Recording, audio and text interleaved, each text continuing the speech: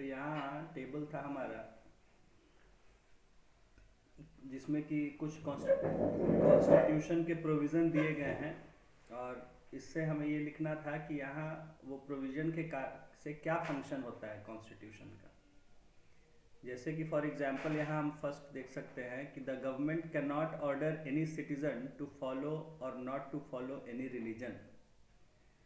यानी जो सरकार है वो किसी को ये बोल नहीं सकती है, आदेश नहीं दे सकती है कि आपको ये धर्म को फॉलो करना है या ये धर्म को फॉलो नहीं करना है। तो क्या वर्ड है यहाँ ध्यान दीजिएगा, गवर्नमेंट कैन नॉट, क्या है यहाँ पे, कैन नॉट, यानी कि उस पर एक सीमा लग, उसका बाउंडेशन लिमिट कर रहा है, कैन नॉट, समझ रहे हैं वर्ड, ध्यान दीजिए कि द गवर्नमेंट कैन नॉट यानी ये नहीं कर सकती है, यानी उस पर आप कुछ लिमिट लगा रहे हैं, कंट्रोल लगा रहे हैं कि ये नहीं कर सकती। यानी ये क्या कर रहा है, limitations on the powers of government. क्या फंक्शन परफॉर्म कर रहा है ये, एक लिमिट लगाने का कि ये ऐसा सरकार नहीं कर सकती। जैसा हमने पढ़ा कि सरकार हम चुनते हैं, हम वोट देके अपने रिप्रेजेंटेटिव्स को भेज देते हैं, वो सरकार बनाते हैं। तो पता चला हमने वोट दे दिया और अब उसके बाद जो मन में आ रहा है वो कर रहे हैं। तो इसको रोक कौन लगाता है, कॉन्स्टिट्यूशन, कि सरकार मनमाना बिहेवियर नहीं कर सकती, it can not behave in an arbitrary way. तो वही यहां पर कहा जा रहा है कि the government can not order any citizen to follow और not to follow any religion. Can not word है, इसका मतलब लिमिट लगा रहा है, limitations on the power of government.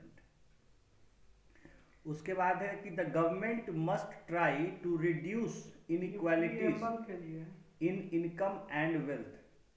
नहीं, क्या कह रहा है देखिए, the government must try, must एकदम जरूरी, हाँ करना है उसको, the government must try to reduce inequalities in income and wealth. ठीक है, और ये क्या करने के लिए कह रहा है कि reduce inequalities in income and wealth, यानी कि जो समाज में एक असमानताएं हैं, इनइक्वालिटीज है, चाहे वो इनकम को लेके हो, यानी कोई थोड़ा कमा रहा है, कोई बहुत कमा रहा है, कोई बिल्कुल नहीं कमा रहा है, कोई बिल्कुल अय्याशी करने के लिए कमा रहा है, एंड वेल्थ, और संपत्ति जो है किसी के पास बिल्कुल भी नहीं है, किसी के पास थोड़ी है, किसी के पास बहुत ज़्यादा है। ये जो असमानताएं हैं इनको जो है कम करने की बात कही गई है कि सरकार को इसको बिल्कुल कोशिश करना चाहिए, इनको कम करने का। मिटा तो नहीं सकता है, क्योंकि मैंने बोला कि ये तो इनइक्वालिटीज नेचर में ही है, they are natural, we are born into inequalities. हम पैदा होते हैं, देखिए कोई बच्चा पैदा होता है एक साधारण परिवार में, कोई अमीर परिवार में, कोई बहुत ही गरीब परिवार में, तो वो पैदा होता है तो वो इनइक्वालिटीज में जन्म ही लेता है, he is born into inequality. भाई कोई रिक्शा वाले के यहाँ पैदा हो रहा है, कोई अफसर के यहाँ पैदा हो रहा है, कोई बड़े बिजनेसमैन के यहाँ पैदा हो रहा है, सही बात है। तो they are born into inequality, but the government must try to reduce this inequalities, कि वो ऐसे मौके दे सभी नागरिकों को, सभी अपने यहाँ रेसिडेंट्स को, कि वो डेवलप करके अपना एक कंपैरेटिव एक जो है लाइफ जी सके। कि ठीक है, जो गरीब है उसको भी मौका मिले कि ठीक है आप अपनी मेहनत से जो है आप डेवलप कर सकें, आप भी सुख भोग सके जीवन में, ठीक है ना। और जिसके पास बहुत ज़्यादा है तो उससे सरकार इस तरह का उसको करे कि उससे जो बहुत ज़्यादा एक्सेस उसके पास है तो वो लेके और दूसरों में डिस्ट्रीब्यूट करे, दूसरों के वेलफेयर के लिए दूसरों को फैसिलिटी बनाए। तो ये जो कहा जा रहा है कि समझिए क्या है, किस तरह का फंक्शन है कॉन्स्टिट्यूशन का। आपने फंक्शंस देखे, ठीक है, फंक्शंस क्या क्या देखे थे कॉन्स्टिट्यूशन के, देखिए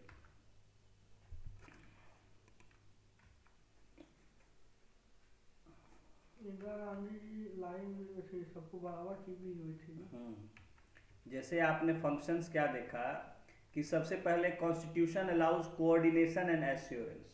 कॉन्स्टिट्यूशन लोगों के बीच एक कोऑर्डिनेशन बना के चलता है और उनको एक विश्वास दिलाता है, ठीक है, समाज के बारे में। तो ये फर्स्ट फंक्शन था कि the first function is to provide set of basic rules that allow for minimal coordination, ठीक है।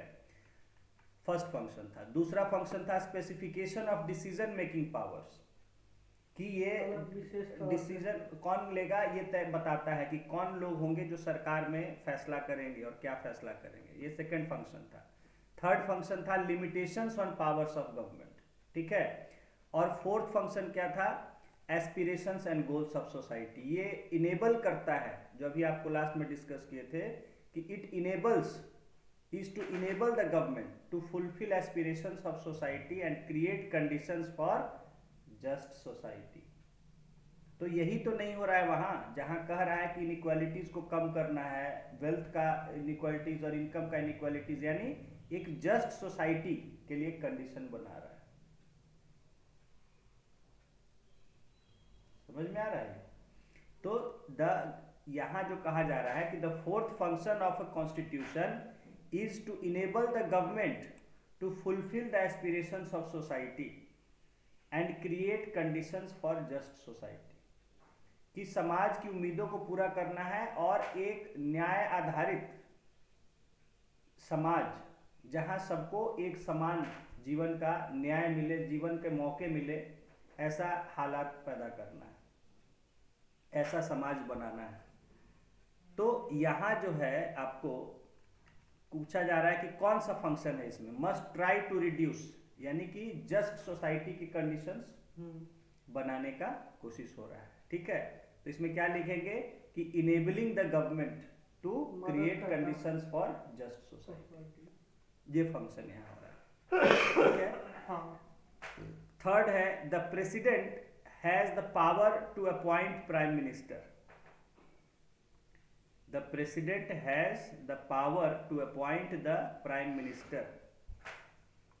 ये कौन सा फंक्शन है कॉन्स्टिट्यूशन का? अभी आपको 4 फंक्शन मैंने दिखाया। फर्स्ट फंक्शन था बेसिक रूल्स, जिससे कि कोऑर्डिनेशन रहे लोगों में। सेकंड फंक्शन था हाँ सेकंड फंक्शन था आपका कि जो है ये डिसीजन मेकिंग पावर्स बताता है कि कौन लेगा, कैसे लेगा।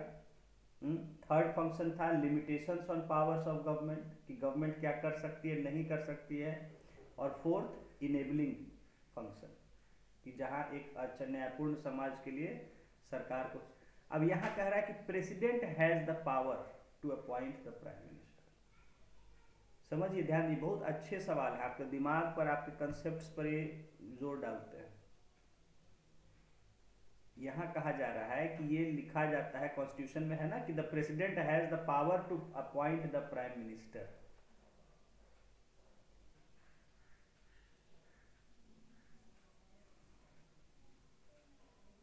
इसी चारों में से पूछा जा रहा है। हाँ, और कहा, यही 4 फंक्शन हम लोग पढ़े।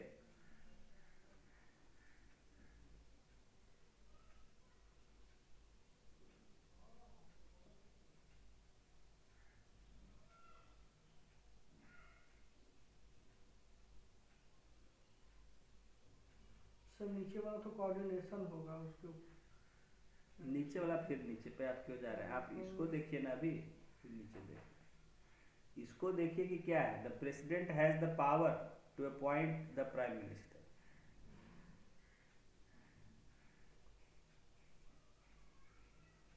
ये लिखा हुआ है संविधान में कि the president has the power to appoint the prime minister. किस आर्टिकल में?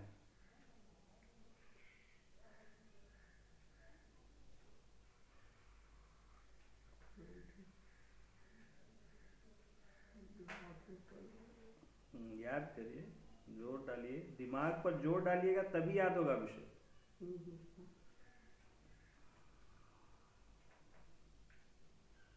74, 75 का council of ministry, 76 attorney general.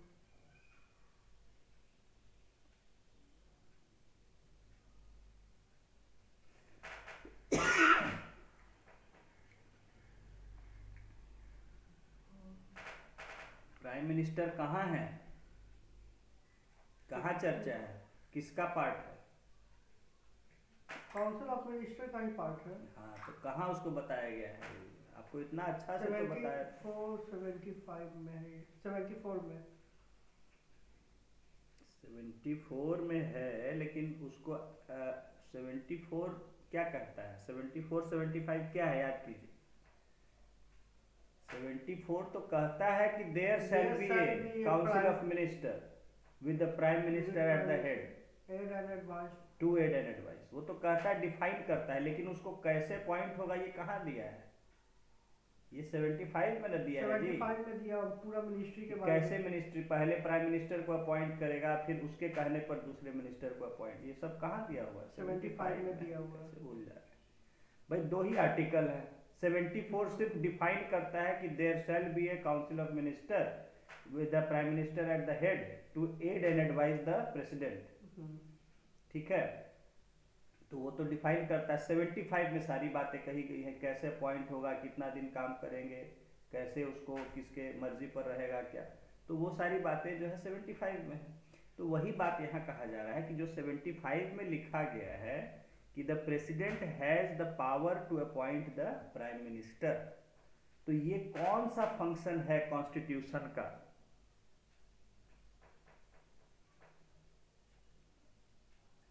लिखिए, थोड़ा थोड़ा नोट्स बनाइए, नहीं लिखिएगा दिमाग में नहीं आएगा भाई। 4 फंक्शन आपने अभी पढ़े। फर्स्ट फंक्शन क्या है कि कॉन्स्टिट्यूशन एक बेसिक सेट ऑफ रूल्स देता है जिससे मिनिमम कोऑर्डिनेशन होता है। सेकंड क्या है? Specification of decision making powers, कौन क्या करेगा सरकार में, किसको क्या अधिकार होगा। बस यही ना है, सिंपल तो है कि डिसीजन मेकिंग पावर्स बताता है कि किसके पास क्या पावर्स होंगे, सरकार होगी या किस कौन क्या फैसला करेगा, ये बताता है कॉन्स्टिट्यूशन की किसको क्या शक्ति होगा, क्या अधिकार होगा। क्लियर तो है? Specification of decision making power, कौन डिसीजन लेगा ये बताता है। तो यहाँ जैसे बताया गया है कि प्रेसिडेंट डिसीजन लेगा कि कौन प्राइम मिनिस्टर होगा, तो यहाँ क्या है? Specification of decision making power. Constitution बताता है हर किसी का पावर क्या, कौन क्या करेगा नहीं करेगा, किसकी क्या जिम्मेदारी होगी, किसको क्या अथॉरिटी होगा। तो यहाँ specification of decision making power. Next है the constitution is the supreme law that everyone has to obey. तालमेल, आपसी तालमेल से। ठीक है, तो basic set of rules to for minimal coordination, तो ये करता है। फिर नेक्स्ट है Indian citizenship is not limited to people of any race, caste और रिलीजन। ये कहता है कि Indian citizenship is not limited to people of any race, caste और रिलीजन।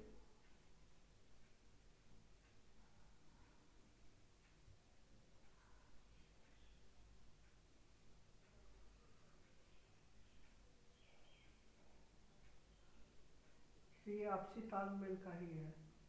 आपसी तालमेल का यहाँ कहाँ बात? Indian citizenship is not limited.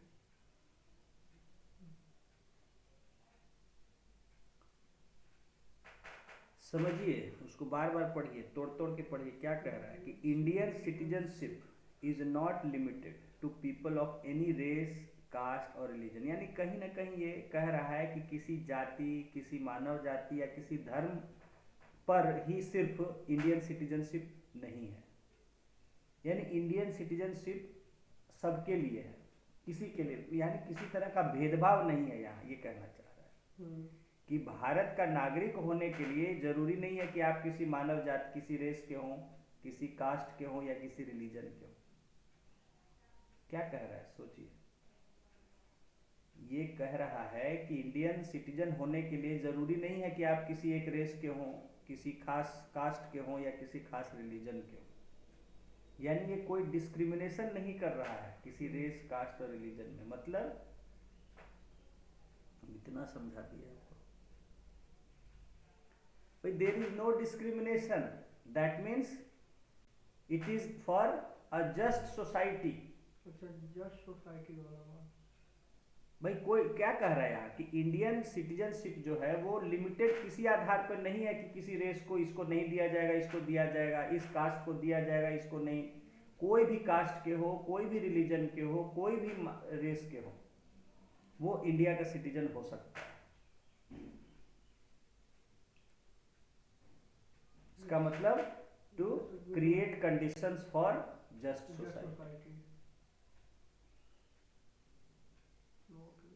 To people of any race, कोई भी भेदभाव का नहीं करना है।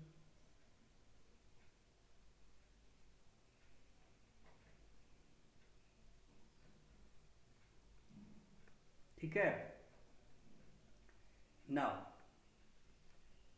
Next topic is the authority of a constitution. The authority of a constitution.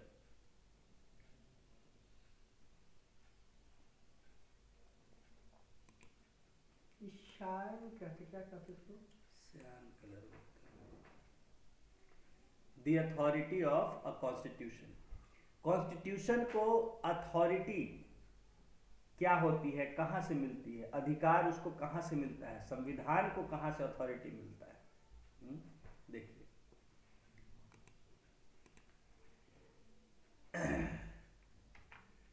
we have outlined some of the functions of a constitution performs।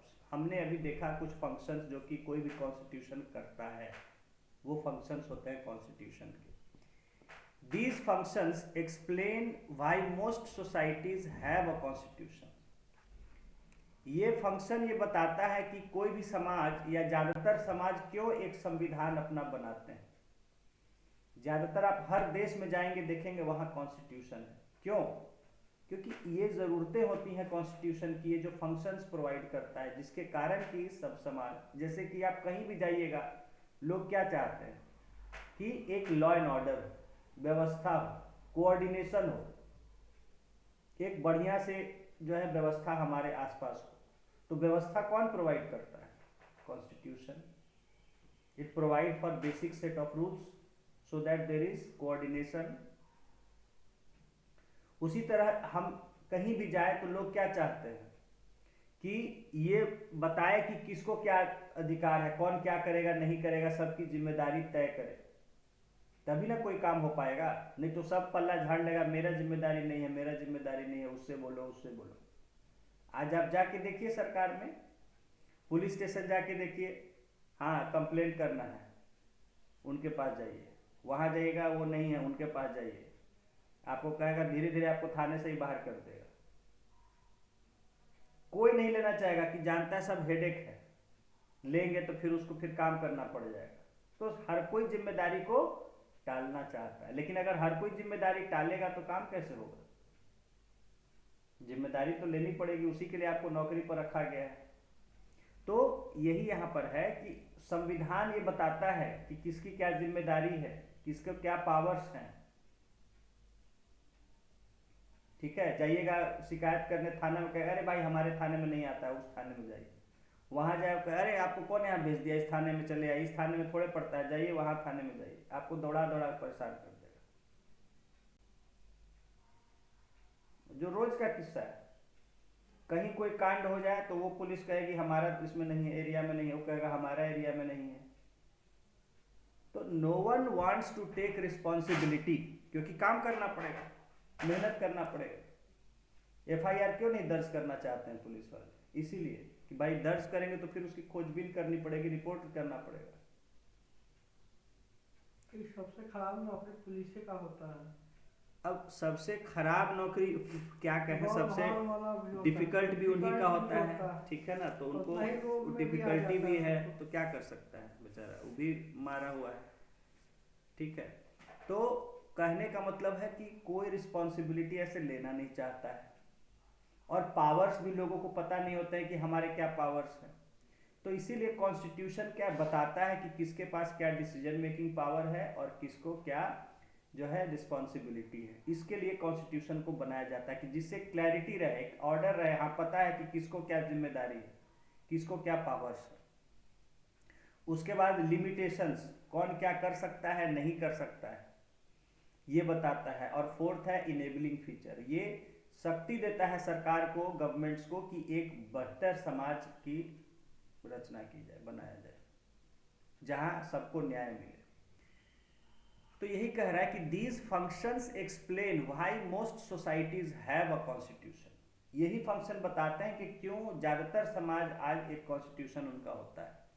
But there are 3 further questions we can ask about constitution. Link कह रहा है कि यहाँ पर 3 ऐसे सवाल हैं जो हम पूछ सकते हैं संविधान के बारे में। क्या पूछ सकते हैं? First, what is a constitution? Constitution है क्या? How effective is a constitution? Constitution कितना प्रभावी है?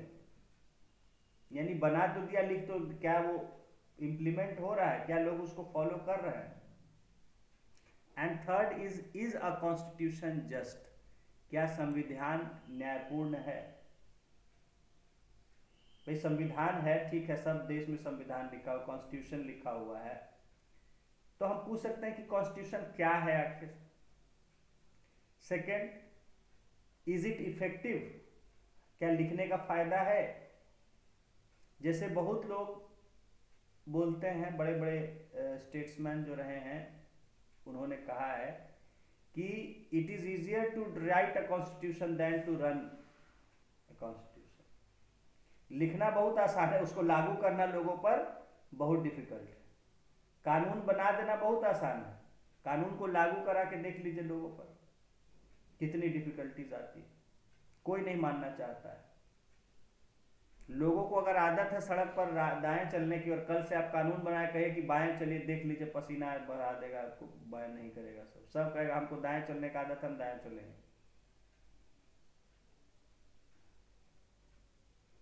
तो it is very difficult to implement, ठीक है ना। जैसे कि डॉक्टर अंबेडकर से पूछा गया कि भाई संविधान कैसा है, आपको क्या लगता है? तो बोले कि संविधान, कोई संविधान अच्छा या बुरा नहीं होता है, ठीक है। उनसे कमेंट मांगा गया था संविधान में, उन्होंने कहा कि कोई संविधान अच्छा या बुरा नहीं होता है, ये डिपेंड करता है कि उसको लागू करने वालों का क्या विचार है, कैसे वो लागू कर रहे हैं, क्या उनकी भावना है लागू करने में। कोई अच्छे विचार से अगर लागू करेगा संविधान को तो बहुत ही महान है संविधान, ईश्वर का एक रूप है। और कोई गलत तरीके से करने लगेगा तो फिर जो है बहुत ये मतलब अथॉरिटेटिव भी, बहुत अत्याचारी भी हो सकता है संविधान। तो ये डिपेंड करता है उसको लागू करने वालों पर कि लोग कैसे उसको अमल में ला रहे हैं, इम्प्लीमेंट कर रहे हैं। तो यही आप इस क्वेश्चन से उठा रहा है कि what is a constitution, how effective is a constitution, is a constitution just? क्या वो न्यायपूर्ण है संविधान? In most countries constitution is a compact document that comprises a number of articles about the state। ठीक है, यहां तक समझ में आया? ज्यादातर देशों में कॉन्स्टिट्यूशन एक बड़ा ही कॉम्पैक्ट डॉक्यूमेंट होता है, यानी बिल्कुल एक कॉम्पैक्ट, शॉर्ट, बहुत ज्यादा इलेबोरेट नहीं होता है ज्यादातर देशों में। हम लोग का तो मैंने बताया कि बहुत बड़ा संविधान है, शायद लार्जेस्ट रिटन कॉन्स्टिट्यूशन है वर्ल्ड में। हम लोग इतने आर्टिकल्स कहीं नहीं है लिखे हुए। तो in most of the countries constitution is a compact document that comprises, क्या होता है उसमें, a number of articles about the state, जिसमें वहां राज्य के बारे में कुछ आर्टिकल्स लिखे गए होते हैं, specifying how the state is to be constituted and what norms it should follow. और जो कि ये बताता है कि वहां की सरकार का गठन कैसे होगा, ठीक है, और वो किन मापदंडों को फॉलो करेगी, what norms it should follow. तो संविधान क्या है? संविधान एक हर जगह एक शॉर्ट कॉम्पैक्ट डॉक्यूमेंट है, दस्तावेज, यानी किताब की तरह लिखी हुई होती है। कॉम्पैक्ट मतलब फिक्स, कॉम्पैक्ट मीन्स शॉर्ट, शॉर्ट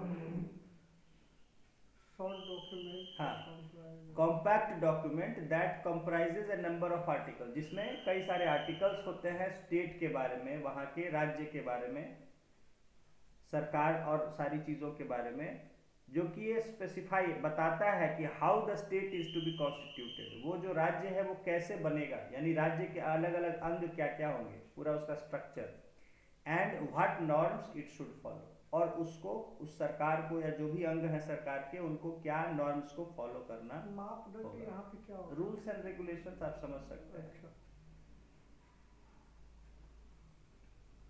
ठीक है। So when we ask for the constitution of a country, we are usually referring to this document, है ना। जैसे आप कॉन्स्टिट्यूशन ऑफ इंडिया, आपको डॉक्यूमेंट है प्रिंटेड आपके पास या हार्ड कॉपी में, वही डॉक्यूमेंट की बात कर रहे हैं कॉन्स्टिट्यूशन की। But some countries, the United Kingdom for instance, do not have one single document that can be called the constitution. ये भी देखिए एक अजीब बात है कि यूनाइटेड किंगडम का अगर बात करें यूके का, तो वहां का कोई एक ऐसा प्रिंटेड चीज नहीं है, कोई एक रिटन डॉक्यूमेंट नहीं कि जिसको आप कॉन्स्टिट्यूशन कह सकें। जैसे आपका है कि आप उठा के कोई कहे कि हाँ भाई भारत का संविधान देना, उठा के एक बुक देगा आपको कि ये लीजिए भारत का संविधान, एक डॉक्यूमेंट के रूप में रिटर्न है, प्रिपेयर्ड है। लेकिन बहुत देशों में ऐसा नहीं है। जैसे यूके का कोई एक कॉन्स्टिट्यूशन नहीं है, एक डॉक्यूमेंट नहीं है, वो बहुत सारे डॉक्यूमेंट से मिलकर बना हुआ है। तो एक डॉक्यूमेंट में कितना पेज होता होगा? बात पेज की नहीं है, it is a collection of several books, और वो समय समय पर किसी ने कुछ कहा लिखा तो वो ऐड हो गया उसमें। ये भी कॉन्स्टिट्यूशन का पार्ट है। जैसे हमारे यहाँ एक कॉन्स्टिट्यूशन पर्टिकुलर तैयार किया गया, वहां वैसे तैयार नहीं हुआ कभी कॉन्स्टिट्यूशन। वहां जो पुराने रूल्स चले आ रहे थे उन्हीं रूल्स को जोड़ते चले गए कि हाँ भाई वो राजा एक समय कुछ कानून बनाए, फिर उसके बाद के राजा कुछ कानून बनाए, फिर उसके राजा कुछ कानून बनाए, वो सब मिलके एक वहां का कॉन्स्टिट्यूशन कहा जाता है।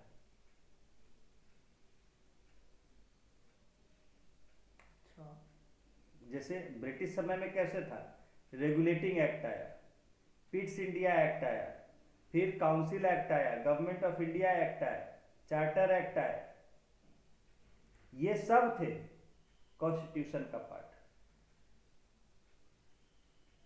समझ गए?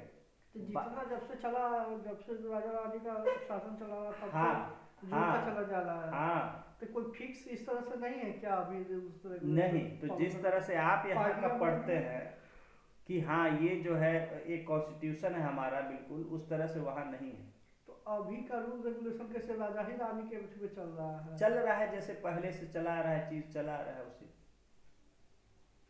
समझ गए, उसी में नई नई बातें ऐड हो रही है, मॉडिफाई हो रहा है वगैरह है। लेकिन ऐसा कोई कहिएगा कि एक सिंगल कि हाँ भाई ये इंग्लैंड का कॉन्स्टिट्यूशन, ऐसा कुछ वहां नहीं है। अमेरिका में तो ऐसा वहां बहुत सारे लॉज हैं जो मिल के सबको कॉन्स्टिट्यूशन कहा जाता है। मैंने बोला कि बहुत जगह तो रिटर्न भी नहीं है। ठीक है, देखिए यहाँ पे कहा है, देखिए कि but countries like the United Kingdom do not have one single document that can be called a constitution. Rather, they have a series of documents and decisions that taken collectively are referred to as the constitution. वहाँ बहुत सारे ऐसे कानून हैं, फैसले हैं राजाओं के, सरकारों के, जिनको मिला के हमें कॉन्स्टिट्यूशन कहा जाता है कि ये सब मिलके हमारे देश का कॉन्स्टिट्यूशन करते हैं, बनाते हैं। So we can say that constitution is the document or set of documents that seeks to perform the functions that we mentioned above. तो इस तरह से हम कह सकते हैं कॉन्स्टिट्यूशन एक डॉक्यूमेंट या एक सेट ऑफ डॉक्यूमेंट्स हो सकता है जो ऊपर हमने 4 फंक्शन पढ़े उनको वो परफॉर्म करता है। कि मतलब वो बेसिक सेट ऑफ रूल्स देते हैं कोऑर्डिनेशन के लिए, वो स्पेसिफाई करते हैं डिसीजन मेकिंग पावर्स, वो जो है लिमिटेशंस प्रोवाइड करते हैं गवर्नमेंट पर, और साथ में वो इनेबलिंग फंक्शन, वो गवर्नमेंट को इनेबल करते हैं कि वो जो है एक जो है आपका जस्ट सोसाइटी के लिए कंडीशंस तैयार कर सके और लोगों के एस्पिरेशंस जो समाज के उसको फुलफिल कर सके।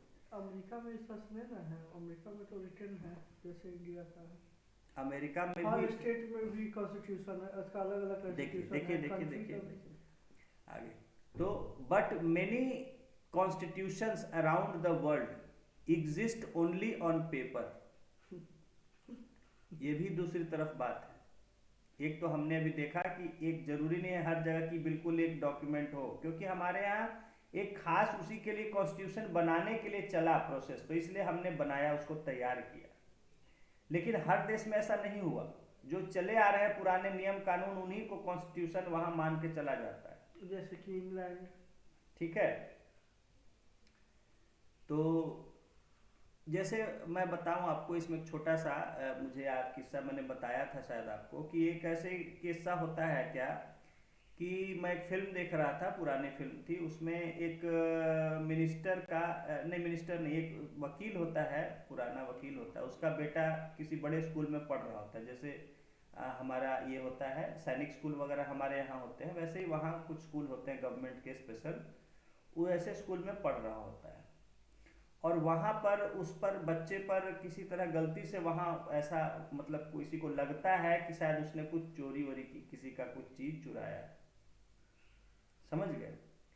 ऐसा तो कोई कह देता है कि बच्चा कि मैंने देखा है इसको, यही वहाँ गया था, और उसके बाद वहाँ से किसी का चोरी हो जाता है।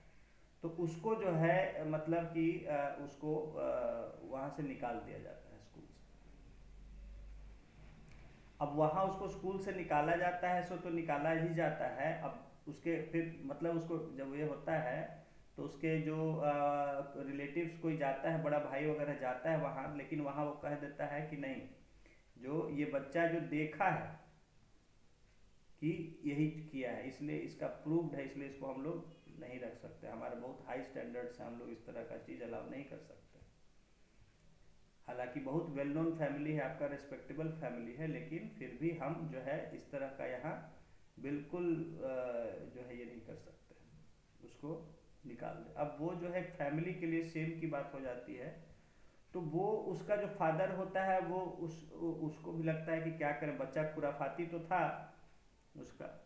तो वो बच्चे से पूछता है कि अच्छा बेटा, लेकिन बताओ, बच्चा बहुत डरा हुआ रहता है, फादर से है वो है कि भाई, फादर बहुत अपने बहुत ही मतलब स्ट्रिक्ट लॉयर था, अपने समय का नामी भी था। तो ये रियल का स्टोरी की मूवी का है? मूवी का स्टोरी है, रियल स्टोरी नहीं है? पता नहीं, ये मैं नहीं कह पाऊंगा। हम्म। तो वो फादर खैर उसको बुलाता है, पूछता है कि एक बात बताओ, तुम ये बोलो कि तुम किए हो कि नहीं किए हो, बोलो मुझे, सही बोलो। तो बोलता है कि फादर मैंने नहीं किया है। ठीक है। तो फिर वो जब उसको एक विश्वास होता है कि ये झूठ हमसे नहीं बोल रहा है, सही बोल रहा है, तो फिर वो जाता है वहाँ, जो है बोलता है वहाँ कि ये आपने गलत किया है, जो आपने कैसे उसको निकाल दिया, उसको आपने उसकी बात सुनी नहीं, वो कह रहा है कि मैंने नहीं किया, फिर आपने कैसे उसको निकाल दिया। तो वो कहता है कि देखिए इसमें कुछ नहीं है, लड़का एक बोला है कि भाई वही उस समय वो गया था वहाँ पर और उसके कोई और था नहीं, और फिर वो चोरी हुआ, तो फिर इसलिए उसको हम लोगों ने ये कर दिया। तो वो फिर कहता है कि देखिए इसमें हम कुछ नहीं कर सकते हैं, ये क्योंकि सीधे जो है ये गवर्नमेंट के अंडर में स्कूल है, और ये सीधे आंसरेबल है टू द पार्लियामेंट। ठीक है। तो ये हम लोग और कोई इसमें कुछ नहीं कर सकता है।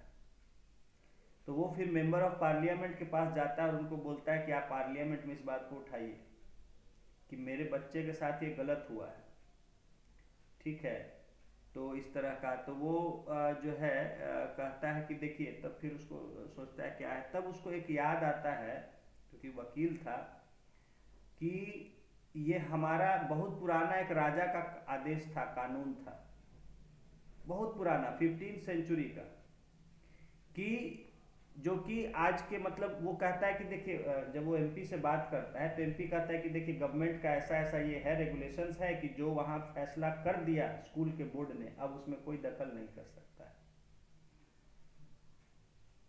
ठीक है। इनफैक्ट यहाँ किंग भी नहीं कर सकता है।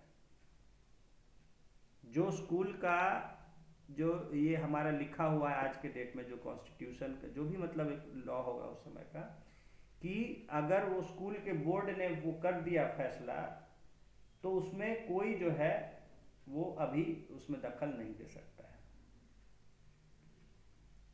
तब ये चिंतित होते होते फिर इसको याद आता है कि 15 सेंचुरी में जो था, जो हमारा एक वो किंग का उस समय का वो माना जाता है कॉन्स्टिट्यूशन का पार्ट, उसने कहा था किंग ने कि जो है कुछ भी हो जाए, लेकिन किसी की बात सुने बिना उसके साथ न्याय नहीं किया जा सकता। जब तक आप जिस पर ही चल रहा है कोई भी मुकदमा या बहस चल रही है, उसका बात आप नहीं सुनते हैं, उसका पक्ष सुने बिना कोई फैसला नहीं किया जा सकता है। तो तब ये उस पर अड़ जाता है कि देखिए ये हमारा कॉन्स्टिट्यूशन फॉर्म करने वाला 15 सेंचुरी का उस किंग का ये एडिक्ट है, वो उस समय कानून इधर बनाया से था। भी सही था, इधर से दोनों तरफ से हाँ, दोनों सही है। कि बिना आप जो वो है जो मुजरिम या जिस पे इल्जाम एक्यूज्ड है उसकी बात सुने बिना, उसका पक्ष सुने बिना, उसको मौका दिए बिना आप फैसला नहीं कर सकते। तो ये कहता है कि ये गवर्नमेंट का ये रेगुलेशन गलत है, मैं इसको चैलेंज करता हूँ। और वो वहां फिर सुप्रीम कोर्ट में जाता है सरकार के खिलाफ कि ये किंग के भी ऑर्डर से ऊपर है। आज के डेट में किंग का जो भी आदेश है, लेकिन ये हमारा कॉन्स्टिट्यूशन का पार्ट है, बेसिक, जो कि इस देश के कॉन्स्टिट्यूशन को गवर्न करता है, जिससे ऊपर कुछ नहीं है। कि बिना जो है जो एक्यूज्ड है उसकी बात सुने बिना, उसके बहस हुए बिना फैसला नहीं किया जा सकता। और मेरे बेटे को बोलने का मौका नहीं दिया गया, उसके बिना उसकी बात सुने, उसकी बात को समझे, जांच किए बिना उसको डिसमिस कर दिया गया, विच इज रॉन्ग। तो पहले सब उसकी बात को कहते नहीं नहीं नहीं नहीं ऐसा क्या है, नहीं है, बोलता है नहीं, आई स्टैंड बाय इट, क्योंकि वो हमारे देश का कानून है, बेसिक लॉ है कि किसी को भी फैसला बिना उसकी बात सुने बिना नहीं किया जा सकता है, चाहे वो दोषी ही क्यों ना हो, चाहे वो दोषी ही क्यों ना हो, लेकिन उसकी बात तो आपको सुनना होगा, उसका पक्ष, उसके बाद ही आप उसको फैसला कर सकते हैं। और यहां तो मेरे बेटे की बात सुने बिना फैसला कर दिया गया। ठीक है, वो बहुत खुराफाती था और ऐसे काम किए हुए था, उल्टे सीधे काम, लेकिन इसका मतलब क्या, आपने बिना सुने उसको गिल्टी मान लिया और उसको निकाल दिया स्कूल से। तो बोलता है कि मैं हाईएस्ट कोर्ट तक जाऊंगा, मेरी इंटीग्रिटी है और मुझे विश्वास है मेरे बच्चे की कि उसने गलत नहीं किया है। जब उसने कहा मुझे कि नहीं किया है, तो I believe and he must be heard, और उसके लिए उसको मौका मिलना चाहिए। तब फिर वो वहां के सुप्रीम कोर्ट में अपील करता है कि आई गो अगेंस्ट द गवर्नमेंट, कि ये गवर्नमेंट का ये पक्ष गलत है, कि जो स्कूल बोर्ड ने फैसला कर दिया दैट इज फाइनल, उसमें कोई कुछ नहीं कर सकता है। कैसे ये हो जाएगा, क्योंकि हमारा बेसिक कॉन्स्टिट्यूशन कहता है, उस जो राजा का ऑर्डर था एक समय 15th सेंचुरी में, जो हमारा कॉन्स्टिट्यूशन का पार्ट, देखिए इंग्लैंड का ही मैं बता रहा हूँ, इंग्लैंड की बात कहा कि बिना उसका पक्ष सुने, उसको मौका दिए बिना न्याय नहीं हो सकता है। तो मैं चाहता हूं कि इसका केस पर फिर से सुनवाई हो, उसको मौका मिले। और फिर एक वकील उसका पक्ष लड़ता है, और बहुत जिरह के बाद फिर बहस चलती है, और काफ़ी बात के बाद फिर बात निकल के आ जाती है कि उसने वो नहीं किया रहता है। ठीक है, ही इज एक्यूटेड, वो साबित हो जाता है कि उसने नहीं किया था, किसी और ने किया था। और वो चूंकि वो लड़का को लगा कि भाई वो छुपा रहता है अंदर, तो वो देखता है कि भाई ये गया और उसके बाद आया और उसके बाद गायब हो गया, तो इसलिए वो गवाही दे रहा था। भाई कहा कि उसको करते हुए देखा, किसी ने नहीं देखा। जब करते हुए नहीं देखा तो कैसे कह सकते हैं कि वही है। फिर बहस होता है, फिर और लोगों से जांच चलती है, पुलिस जो भी मतलब वहाँ का जांच एजेंसी होता है जांच करता है, तो पता चलता है कि कोई और लड़का उसको फंसाने के लिए किया था। बहुत बढ़िया, मुझे लगता है ये 1940 के आसपास की मूवी। अरे बाप रे, इतना पुराना मूवी है। हाँ, it is 80 years old almost, black and white movie है, मैं देख रहा था। भाई तो बहुत पुरानी मूवी बड़ी अच्छी हुआ करती थी। तो वहां पर देखिए यही कह रहा है कि कॉन्स्टिट्यूशन को एक सिंगल डॉक्यूमेंट नहीं है, बहुत सारे पुराने जो राजाओं के, जो उन्होंने अपने समय में कोई बोला बात, कोई कानून दिया, वो सब मिल के संविधान का इंटरप्रिटेशन है वहाँ। वो जुटते चला जाता है, हाँ, जुटते चला जाता ऐसा है। नहीं है कि हमारी उसके तरह की बाद ये बुक अभी है कि अभी हमारा अभी अभी कॉन्स्टिट्यूशन। अभी जो होता है, मान लीजिए कुछ जोड़ जाड़ करना, अभी भी जैसे इंडिया में उसमें होता क्या है कि कि अभी बिल ला भी के मान लीजिए कि संशोधन होता वो है। 15वें सेंचुरी का कोई बात है, हम्म, कहा था, आज भी अगर कोई केस और उसमें गलत है तो हम वो उठा के कह सकते हैं 15th सेंचुरी का, कि उस समय जो ये ऐसा फैसला दिया गया था, ठीक है, तो उसको आपको वर्ड टू वर्ड हमको फॉलो करना होगा। कैसे आप ऐसा आज कर सकते हैं,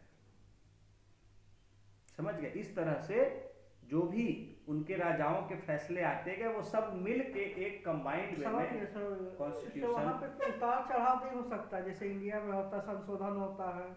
होता है, संशोधन होता है, लेकिन जैसे तो देखिए यहाँ पार्लियामेंट में बेसिक बात होगा। स्ट्रक्चर जैसा बात हुआ ना यहाँ भी, कि जो बेसिक स्ट्रक्चर है उसको आप नहीं कर सकते। आप ऐसा नहीं कर सकते कि संविधान को बिल्कुल बदल ही दे, कि जो सोच के बनाया गया था उसे पूछ का पूछे कर यहाँ पे देते भी हैं। तो बदल, रोज हमेशा कुछ ना कुछ होता रहता है, हाँ नौटंकी। हाँ, यहाँ का तो एकदम अलग ही। हाँ, तो वही मैं कह रहा हूँ कि वही जो है यहाँ भी बेसिक स्ट्रक्चर की बात आई ना, जब इतना ज़्यादा मॉडिफिकेशन होने लग गया संविधान में, तो सुप्रीम कोर्ट ने कहा कि आप बेसिक स्ट्रक्चर नहीं चेंज कर सकते हैं जो संविधान का है, और ना वैसी कोई बॉडी है जिसको कि ऑथोराइज की। जो कॉन्स्टिट्यूएंट बॉडी बनी थी तो उस समय पूरे देश के वो उसमें वो हुए थे, और बहुत ही ज़्यादा लोगों की सहमति से और सब चीज़ से वो काम हुआ था, सब हो रहे थे। हमेशा कुछ ना कुछ उतार चढ़ाव हाँ, आते रहेगा, मजाक हाँ, बना के तो रखते रहे। ऐसे आप लोग इतना ज़्यादा बदलाव नहीं कर सकते हैं अचानक से कि जो है संविधान का नेचर ही आप चेंज कर दें बिल्कुल। तो इसीलिए बेसिक स्ट्रक्चर का जो है वो डॉक्ट्रिन दिया सुप्रीम कोर्ट ने। खैर चलिए, मुझे तो वो किस्सा मतलब कि कितना उतार चढ़ाव कर सकता है एक बार में? नहीं, तो उसमें कुछ बहुत सारे फीचर्स दिया गया है कि इन फीचर्स को आप चेंज नहीं कर सकते हैं, ये बेसिक स्ट्रक्चर का पार्ट है, ठीक है ना। उसमें 20-25 फीचर्स जो है संविधान के, उनको कहा गया कि इनको आप चेंज नहीं कर सकते हैं, ठीक तो है। वो तो डॉक्यूमेंट है आपके पास? हाँ हाँ हाँ, सब जगह है, मिल जाएगा आपको, नेट पर भी सर्च करिएगा मिल जाएगा, ठीक है। तो इस तरह से बेस, यही मैं समझा रहा हूँ, क्वेश्चन आपसे पूछा जा रहा है कई बार यही पूछा ही चीज जाएगा जो नहीं पूछा गया है, पूछा जा रहा है। बेसिक स्ट्रक्चर का पीटी में भी आपको पूछा गया, पीटी में पूछा गया था ना, इसी बार ना शायद आया था कि बेसिक स्ट्रक्चर का किस केस में, नहीं पिछली बार शायद आया अभी था, नहीं आया था, पिछली बार आया था 69th में आया था कि बेसिक स्ट्रक्चर का जो है वो किस मामले में आया था, किस केस में बेसिक स्ट्रक्चर का डॉक्ट्रिन दिया सुप्रीम कोर्ट ने। अरे पूछा गया है, आपको याद नहीं पड़ता? नहीं अभी नहीं, इस बार नहीं, इस देखिए है ना यहाँ पे, इस बार नहीं, 69th में शायद आया है कि इस बार आया है, रुकिए देख लो। ये तो पूरा मिक्स फॉर्मेट है, खोलना पड़ जाएगा।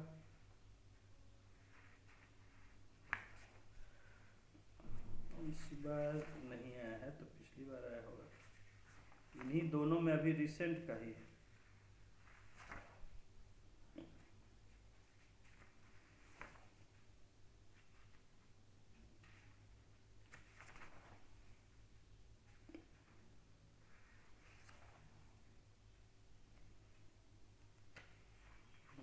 इस बार नहीं।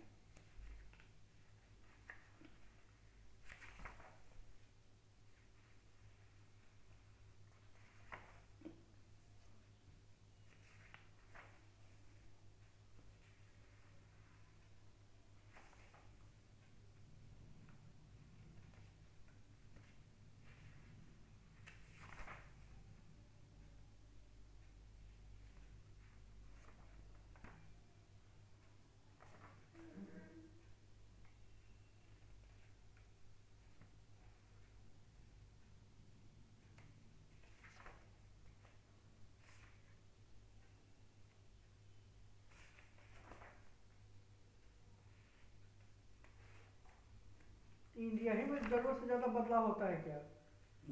इंडिया ही में होता है क्या? जैसे वहाँ बहुत गिने चुने अमेंडमेंट हुए हैं, ठीक है। इंडिया हमारे यहाँ है। अमेंडमेंट बहुत ज़्यादा इजी बना दिया गया है, बहुत देशों में जो है अमेंडमेंट करना बहुत डिफिकल्ट रखा गया है, सारे देश में लगभग। हाँ। तो इंडिया में जो है बहुत ज़्यादा फ्लेक्सिबल रखा गया और इतना आसानी से अमेंडमेंट हो जाता है। अभी अभी कुछ नहीं हो सकता है और उसके। अभी अब क्या करेगा, सरकार जो आएगा सरकार पर डिपेंड करता है ना, सरकार वैसा जो है, अब जब लिखते समय उसको बनाया गया वैसा आसान, तो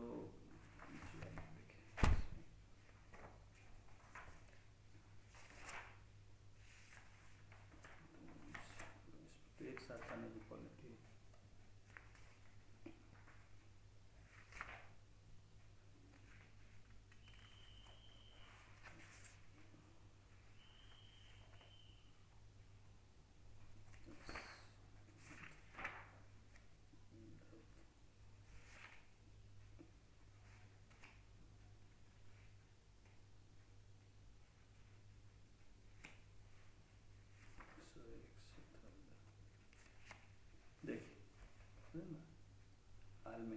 In which case did the Supreme Court India gave the first time the doctrine of basic structure?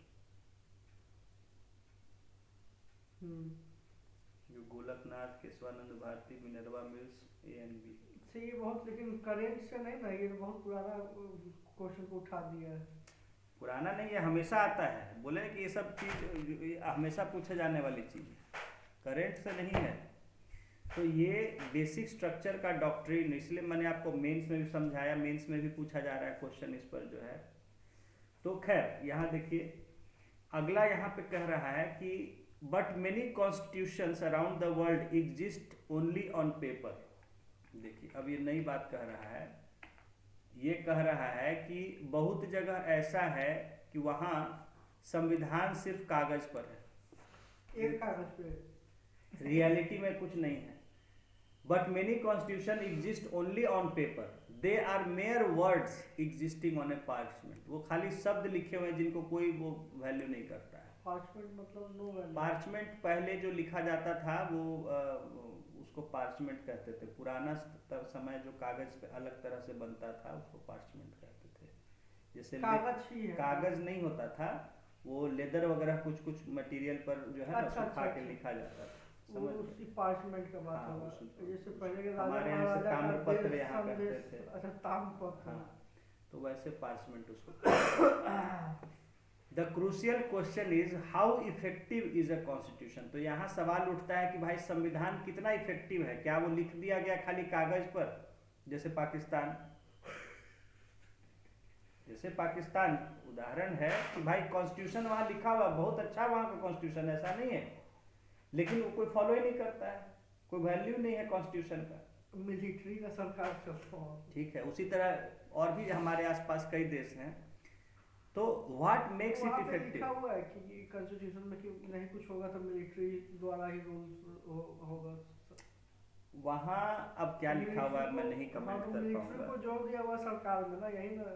That I can not से, ठीक है, I can not say that. चलिए, व्हाट मेक्स इट इफेक्टिव। तो कॉन्स्टिट्यूशन कब effective होता है, कैसे effective होता है, कॉन्स्टिट्यूशन कैसे इफेक्टिव होता है। What ensures that it has a real impact on the lives of the people. कैसे सुनिश्चित होता है, कैसे ये पक्का किया जाता है कि कॉन्स्टिट्यूशन का लोगों के असल जिंदगी पे कुछ प्रभाव पड़े। नेचुरल बात है कि देखिए उसी का आगे आ रहा है, making a constitution effective depends upon many factors. तो एक संविधान असरदार हो, प्रभावी हो, ठीक है, वो कई फैक्टर्स पर डिपेंड करता है। ये क्वेश्चन जो हमने उठाए कि पहले how effective is a constitution, क्या संविधान कोई असरदार है कि बस ऐसे ही लिख दिया और उसको लोग जो है खाली नाम के लिए। व्हाट मेक्स इट इफेक्टिव, कैसे कोई कॉन्स्टिट्यूशन इफेक्टिव होता है। What ensures that it has a real impact on the lives of people, और क्या ये सुनिश्चित पक्का करता है कि कॉन्स्टिट्यूशन का वास्तव में लोगों की जिंदगी पर कुछ प्रभाव हो। तो it depends upon many factors. देखिए अब फैक्टर्स देखेंगे क्या क्या है जिस पर डिपेंड करता है। फर्स्ट इज मोड ऑफ प्रोमलगेशन, तरीका, किस तरीके से उसको लागू किया गया, किस तरीके से उसको प्रोमलगेट किया गया, यानी इन इफेक्ट लाया गया, यानी लागू किया गया, तरीका क्या था लागू करने का। देखिए, this refers to how a constitution came into being. This refers to how a constitution comes into being, यानी कैसे वो अपने आइडेंटिटी अस्तित्व में आया constitution. Who crafted the constitution and how much authority did they have, किसने लिखा, आखिर किसने बनाया संविधान को और उनके पास क्या अथॉरिटी था।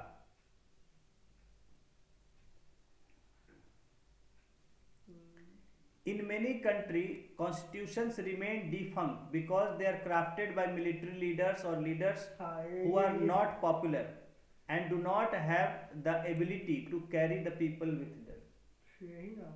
बहुत देशों में ऐसा होता है कि कॉन्स्टिट्यूशन जो वहाँ का बेकार पड़ा रहता है। क्यों? क्योंकि वो ऐसे तानाशाहों के द्वारा, फौज के नेताओं के द्वारा लिखा गया जिनको कोई लोग न जानता था न उनको वैल्यू करता था। तो उन्होंने जो लिखा, तो इसीलिए वो लोग उसका साथ नहीं देते हैं कि लिखने तो जो मन है हम नहीं सुनने वाले हैं, लिखते रहे कुछ भी, कानून बनाते रहे कुछ भी। समझ गए? तो फर्स्ट रीजन दे रहा है कि क्यों आखिर संविधान प्रभावी नहीं, जैसे पाकिस्तान में है। बहुत सारे जगह या बहुत से देशों में, आप दुनिया की हम बात कर रहे हैं, तो बहुत से देशों में एक संविधान बेकार खाली कागज का ढेर की तरह लिखा रहता है, क्योंकि जो ऐसे लोगों के द्वारा लिखा जाता है कि जिनको कि पब्लिक के बीच में उनका कोई इमेज नहीं होता है, कोई उनका पहचान नहीं होता है, कोई रिस्पेक्ट नहीं होता है, तो इसीलिए उनकी जो भी लिखते हैं उसको पब्लिक जो है उसको मानती नहीं। The most successful constitutions like India, south Africa and United States are constitutions which were created in the aftermath of popular national movements। जो सबसे ज़्यादा सक्सेसफुल कॉन्स्टिट्यूशंस हैं दुनिया में, जैसे इंडिया का, साउथ अफ्रीका का, अमेरिका का, ये ऐसे संविधान हैं जो कि वहाँ एक बहुत ही पॉपुलर नेशनल मूवमेंट होने के बाद उसको तैयार किया गया, लिखा गया। क्राफ्ट आफ्टर मैथ मतलब in result, as a result, population national movement, popular national movement, यानी बहुत ही जो लोगों के द्वारा जिसमें पार्टिसिपेट किया गया, पॉपुलर लोगों के बीच में रहा, ऐसे नेशनल मूवमेंट चले देश की आज़ादी के लिए, देश को बनाने के लिए, उसके बाद ये संविधान लिखे गए, तो जिससे कि वो लोगों ने उसको बहुत वैल्यू किया और अपनाया उसको।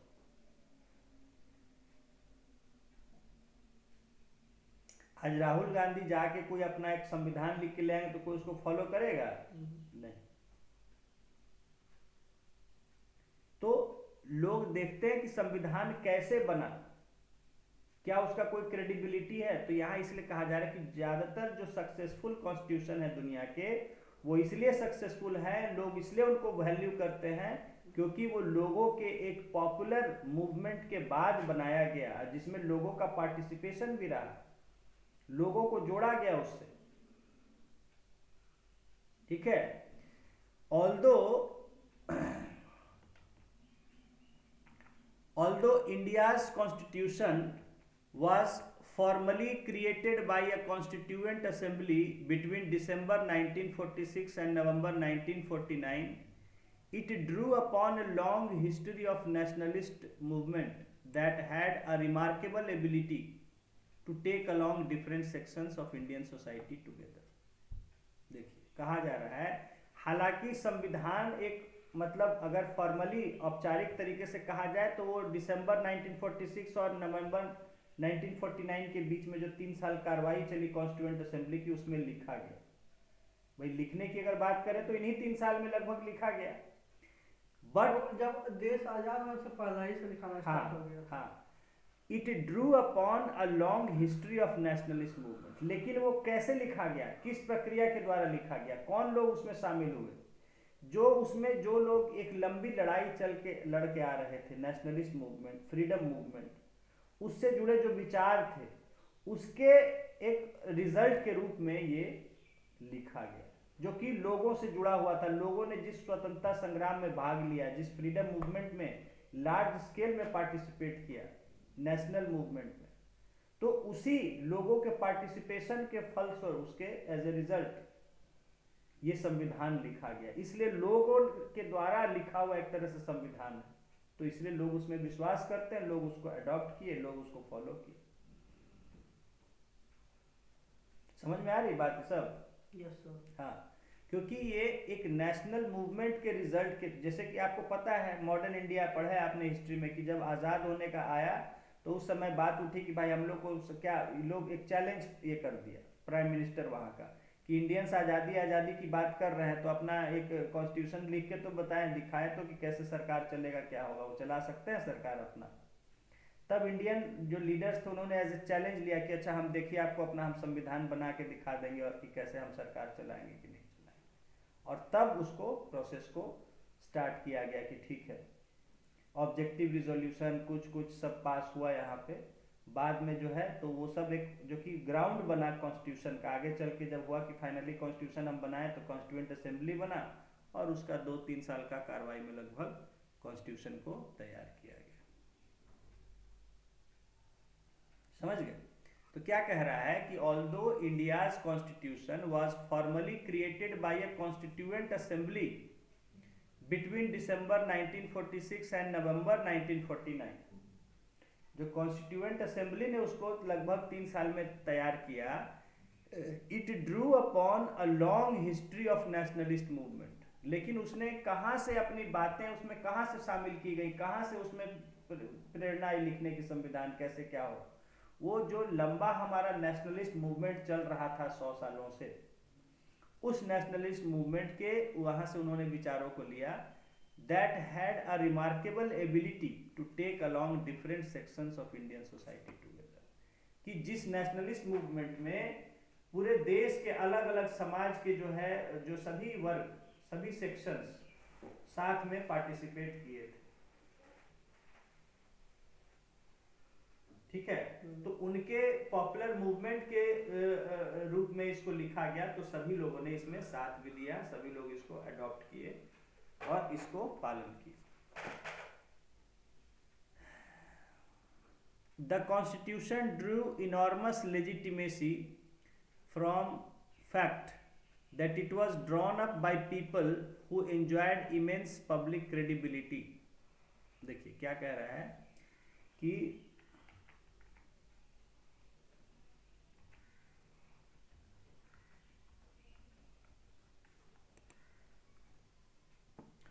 the Constitution drew enormous legitimacy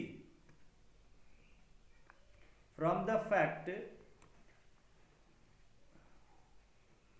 that it was drawn up by people who enjoyed immense public credibility।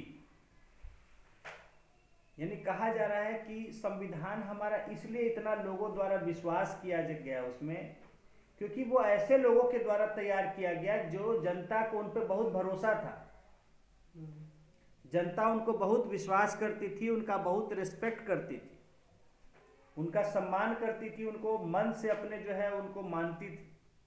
तो it was drawn up by people who enjoyed immense public credibility. Credibility मतलब रिस्पेक्ट, ट्रस्ट। तो ऐसे लोगों के द्वारा तैयार किया गया जिनमें जनता को बहुत ही ज्यादा अपार विश्वास था। इमेंस मतलब अपार, वेरी मच, टू मच, अपार कहेंगे। हाँ, तो they had too much trust in those people, too much respect for those people who had the capacity to negotiate and command the respect of a wide cross section of society। जिनमें ये काबिलियत थी कि वो जो है वो एक बड़े समाज के बहुत बड़े हिस्से से वो बातचीत कर सकते थे, अपनी बात नेगोशिएट कर सकते थे, ठीक है, तय कर सकते थे और उनका रिस्पेक्ट वो गेन कर सकते थे ऐसे लोगों के द्वारा, जो समाज का एक बहुत बड़ा, यानी कि 90% people they admired them, they respected them, they believed in their thoughts, their ideas। समझ रहे हैं?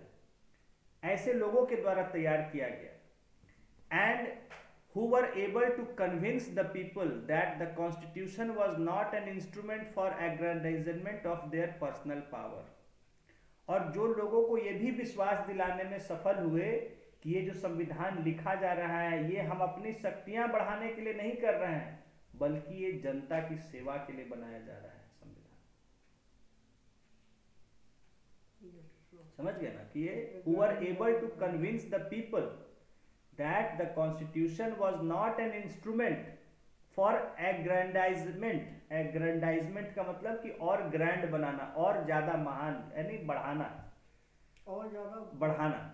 तो for the aggrandisement of their personal power, यानी कि हम लोग के पास जो भी पावर है ऐसा, तो उसको बढ़ाने के लिए हम लोग इसको नहीं लिख रहे हैं कि हम लोग कल को खूब पावरफुल हो जाएंगे, जो मन आएगा देश में शासन करें, ऐसा नहीं। अपने आप को पावरफुल हाँ, पावरफुल बनाने के अपने आप के सेंस में। हाँ हाँ, पर्सनल पावर, कि वो अपने पर्सनल पावर्स को बढ़ाने का कोई तरीका नहीं ईजाद कर रहे हैं, ठीक है। The final document reflected the broad national consensus at that time।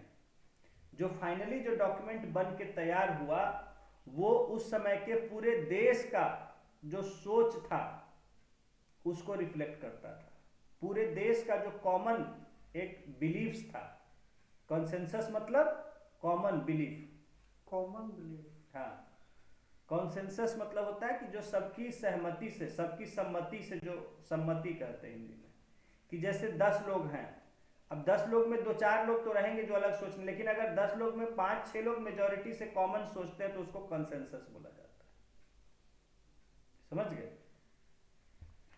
तो मतलब कहने का मतलब है कि ज्यादातर लोग, मेजोरिटी का ओपिनियन जो था, तो ये कहता है कि द फाइनल डॉक्यूमेंट, जो फाइनल जो तैयार हुआ constitution, it reflected the broad, देखिए यहाँ ब्रॉड वर्ड यूज किया है कि ब्रॉड नेशनल कंसेंसस, मतलब ज्यादातर लोगों का देश में जो है उस समय जो सोच था, जो उम्मीदें थी, जो उनके विचार थे, उसको ये रिफ्लेक्ट करता था। वही बातें इसमें शामिल की गई थी।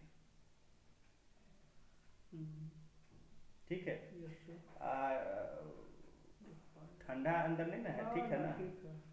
आप आ गए, हमको तो लगा कि आज नहीं आइए। जरूरत से ज्यादा कनकनी है। हाँ हाँ, इसीलिए हम फोन किए कि शायद हो सकता है ऑनलाइन कर आ गया।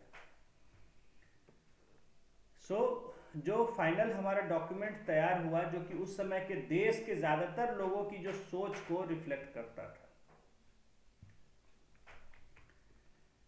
Some countries have subjected their constitution to a full-fledged referendum where all the people vote on desirability of a constitution। देखिए, कुछ देशों में ऐसा भी हुआ कि वहां रेफरेंडम क्या कहते हैं इसको हिंदी में, जनमत। रेफरेंडम को हिंदी में कहते हैं जनमत।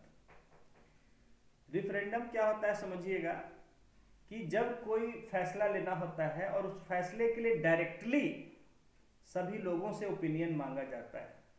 Directly opinion to everybody. जैसे मैंने ओल्ड समय ग्रीस का आपको उदाहरण दिया था, कोई फैसला होता था तो सब जनता जमा हो जाती थी महल के सामने, और सब जनता बोल के अपना बताती थी कि हाँ हमको क्या फैसला होना चाहिए कि नहीं होना चाहिए। और वैसा ही तो उसी तरह जब कोई कंट्री में, जब कोई नेशन में कोई डिसीजन जो है, it is taken after getting the opinion of everyone directly, it is called as referendum. जनमत हिंदी में कहते हैं। हाँ, जनमत। टू टेक, कैसे? To take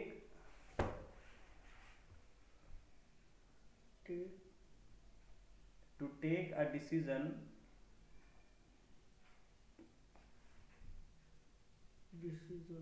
after taking opinion/vote।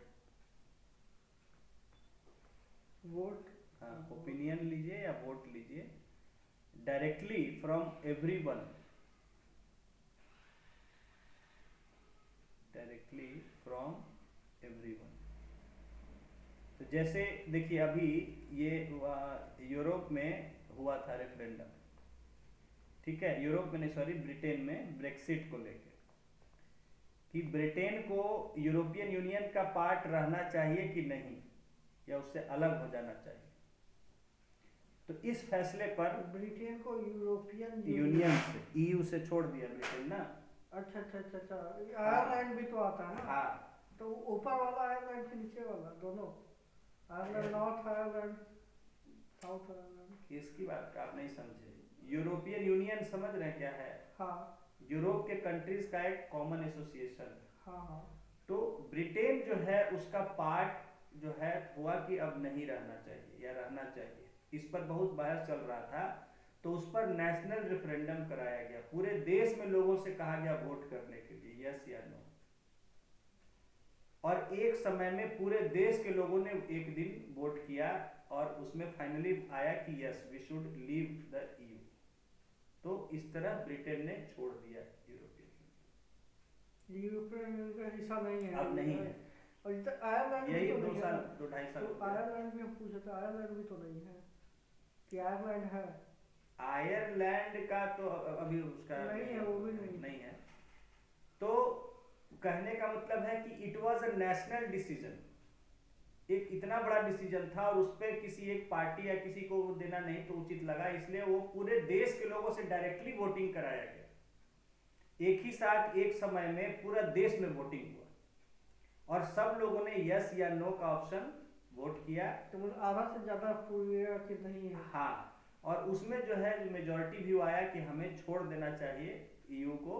तो ईयू को फाइनली इन्होंने छोड़, उसको कहते हैं ब्रेक्सिट, ब्रिटेन्स एग्जिट, ब्रेक्सिट। तो ये इस तरह का हाल फिलहाल में वो था जो है रेफरेंडम।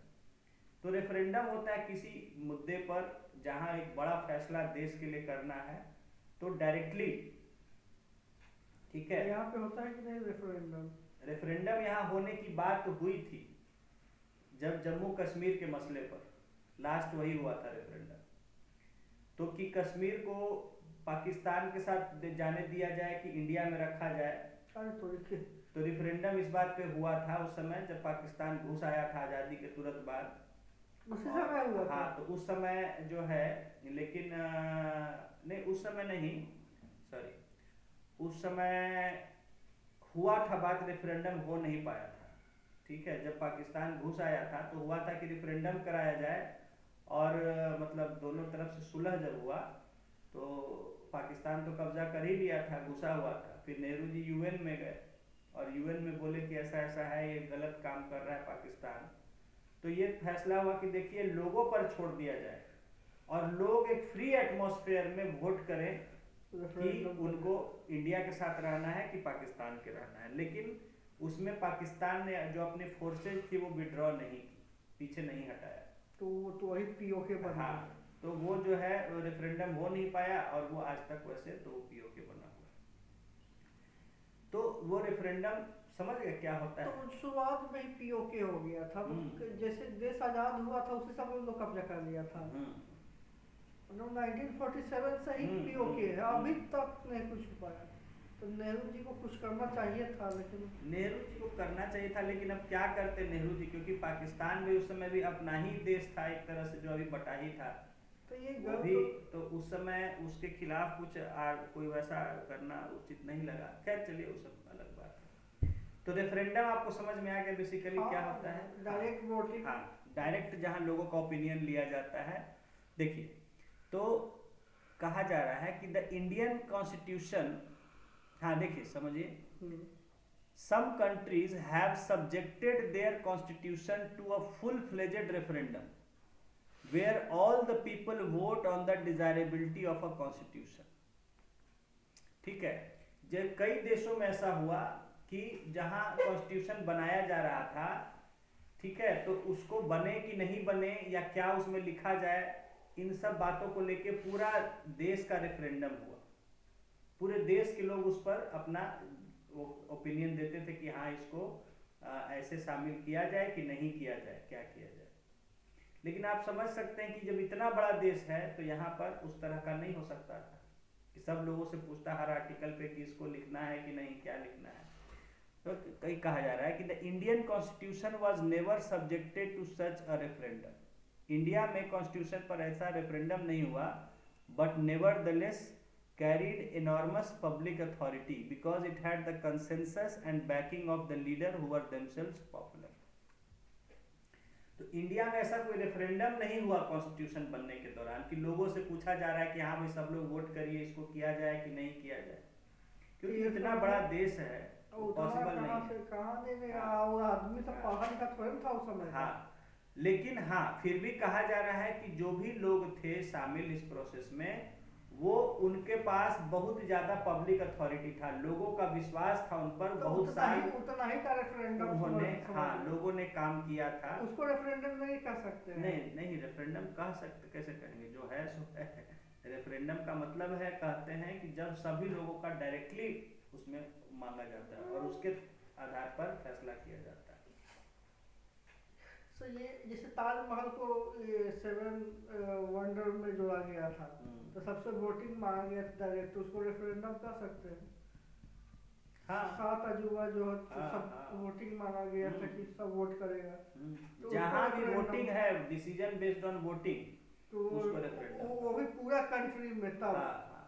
पूरा कंट्री में। हाँ, हर आदमी को, ये नहीं कि आप कुछ लिमिटेड लोगों से करा लिए तो वो रेफरेंडम। तो कहने का मतलब फुल कंट्री में, पूरा कंट्री में जो भी लोग इन्वॉल्व हैं सबसे अगर आप वो ओपिनियन लेते हैं, जैसे मान लीजिए बिहार का कोई मुद्दा है, तो बिहार के सभी लोगों से अगर वोट मांगा जाता है तो वो भी रेफरेंडम भी है। रेफरेंडम होगा।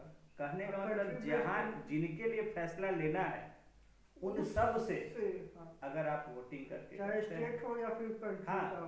कोई जिला भी हो सकता है, पटना जिला के कोई फैसला करना है, पटना के लोग वोटिंग करें तो वो भी रेफरेंडम हो जाएगा। अच्छा, समझ गया समझ गया। अच्छा, जिनके लिए फैसला करना है ये जो वोट होता है इलेक्शन का, ये हम्म, भी रेफरेंडम है।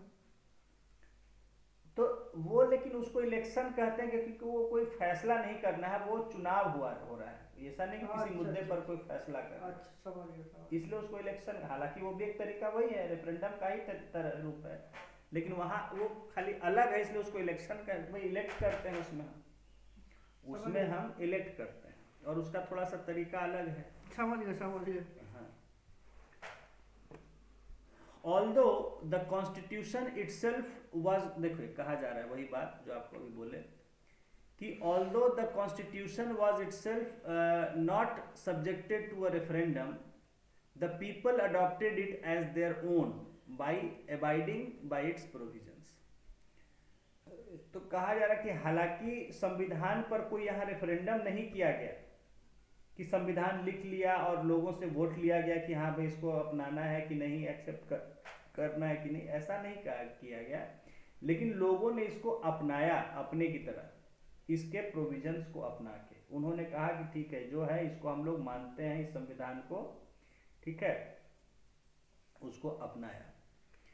Therefore, the authority of people who enact the constitution helps determine in part its prospects for success.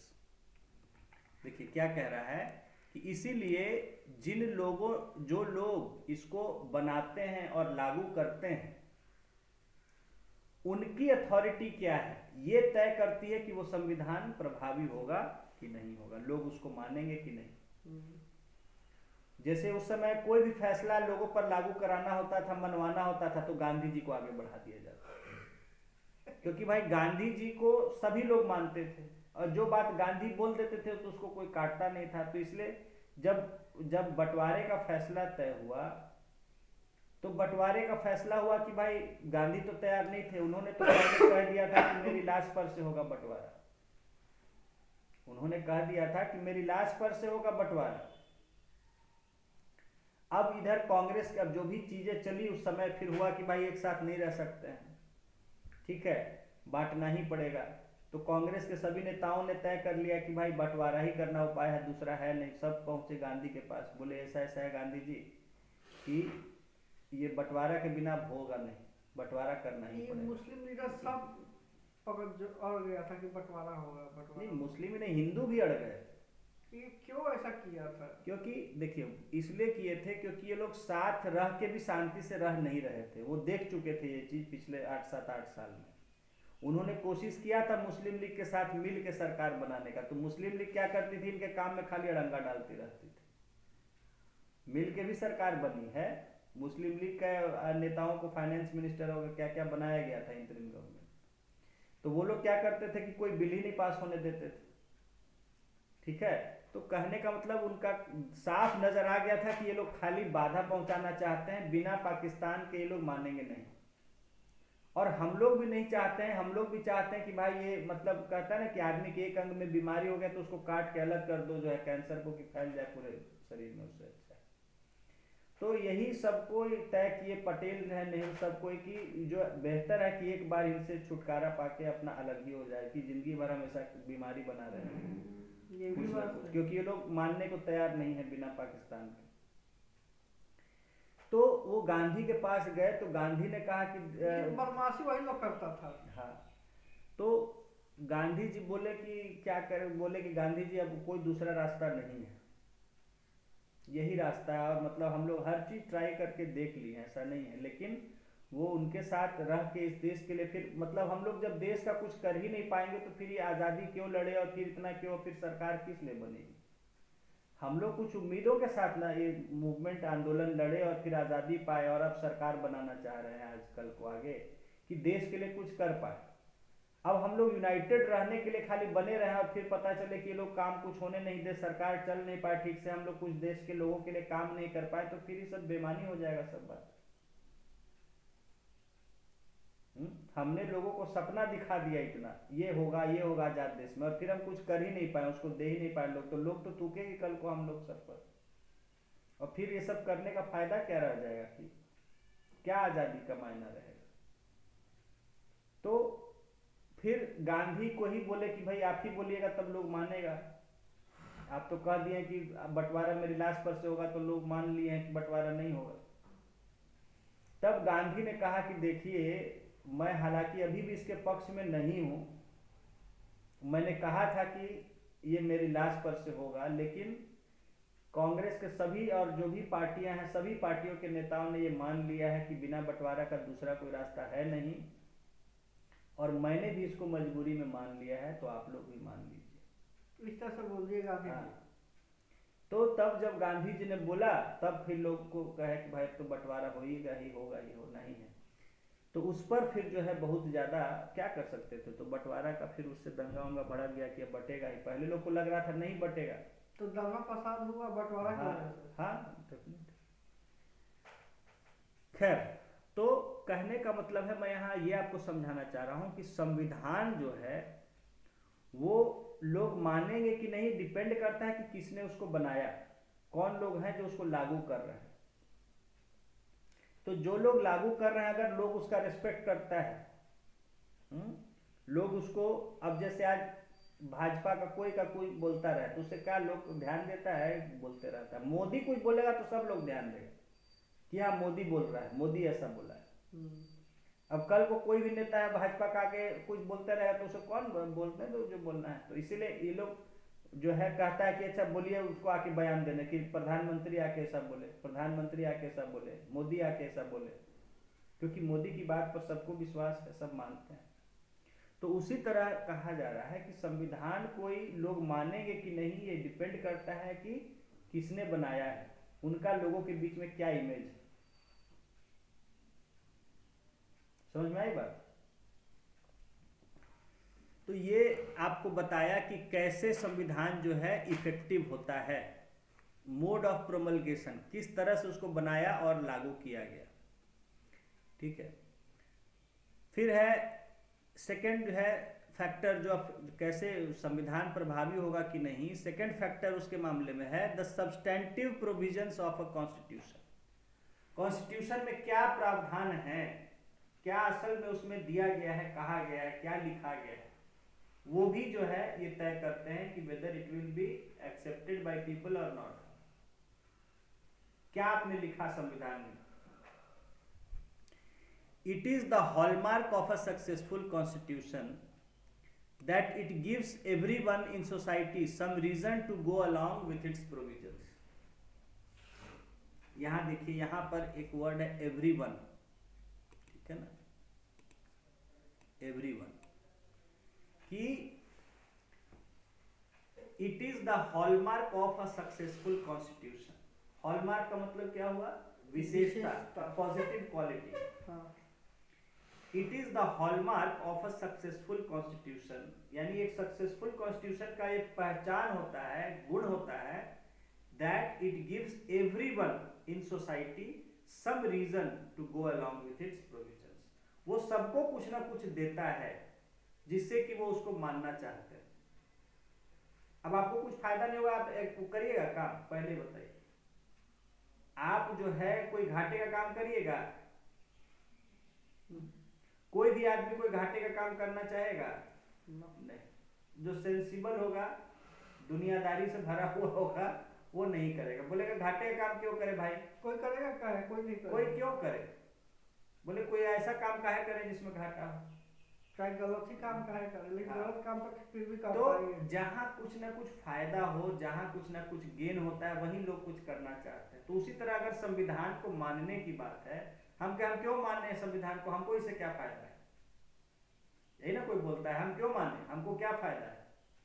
यानी हमको जब तक कुछ ना कुछ फायदा ना हो तब तक हम नहीं मानेंगे। हमको जब तक कुछ फायदा नहीं होगा तब तक हम नहीं मानेंगे। तो इसका मतलब संविधान वही लोग मानेंगे जिसमें उनको कुछ ना कुछ फायदा हो रहा हो, कुछ मिल रहा हो। समझ रहे हैं? तो यही कहा जा रहा है कि जो संविधान सफल होते हैं उनका ये गुण होता है कि वो सबको कुछ ना कुछ देते हैं, कुछ फायदे की चीज देते हैं, जिससे कि वो उसको मानने में उनको एक मोटिवेट होते हैं वो मानने के यस सर। लिए। एक कॉन्स्टिट्यूशन, हाँ, सब्सटैंटिव मतलब सब्सटेंस क्या है उसका, सब्सटेंस जो असल में उसमें कुछ दिया गया हो, खाली जैसे देखिए कोई कॉन्स्टिट्यूशन खाली उसमें बड़ी बड़ी बातें की जाए है और मिले कुछ नहीं सब लोगों को है। आप एक बात बताइए, कहीं नेताजी का भाषण हो रहा है, वहां कोई भाषण सुनने जाएगा जब तक वहां कुछ बढ़िया खाने पीने का व्यवस्था न हो? लोग कहेगा भाषण सुनने किस लिए जाए, कुछ मिलेगा बढ़िया खाने पीने को तो बैठने के लिए व्यवस्था हो, कुछ खाने पीने का या कुछ गिफ्ट उफ्ट मिलेगा तब तो जाएंगे। हाँ, ऐसे खाली बातें करते रहे तो उससे क्या फायदा होना है, समझ रहे हैं? तो वही यहाँ कहा जा रहा है सब्सटेंटिव, मतलब कुछ सब्सटेंस में जब तक हमको उसमें मिले नहीं तो क्या फायदा इस चीज का। जो कुछ मिले नहीं मतलब सब वस्तु में, हाँ, जो क्या क्या क्या कैसे लिखा है इसको हिंदी में सब्सटेंटिव का, हाँ, इन सब्सटेंस और क्या सीधा सीधा इन सब्सटेंस।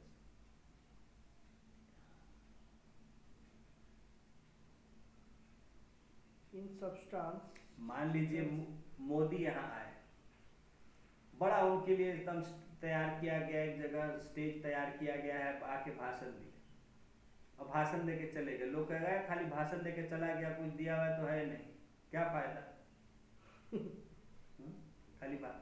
लोग खुश होंगे, हाँ मोदी कह दे कि कल से आप लोग को 100 रुपया वेतन बढ़ जाएगा, लोग खुश कि हाँ भाई 100 रुपया वेतन बढ़ा, समझ रहे हैं बात। जब तक कुछ मटेरियल गेन ना हो तो खाली बातों का क्या मतलब है, समझ गए?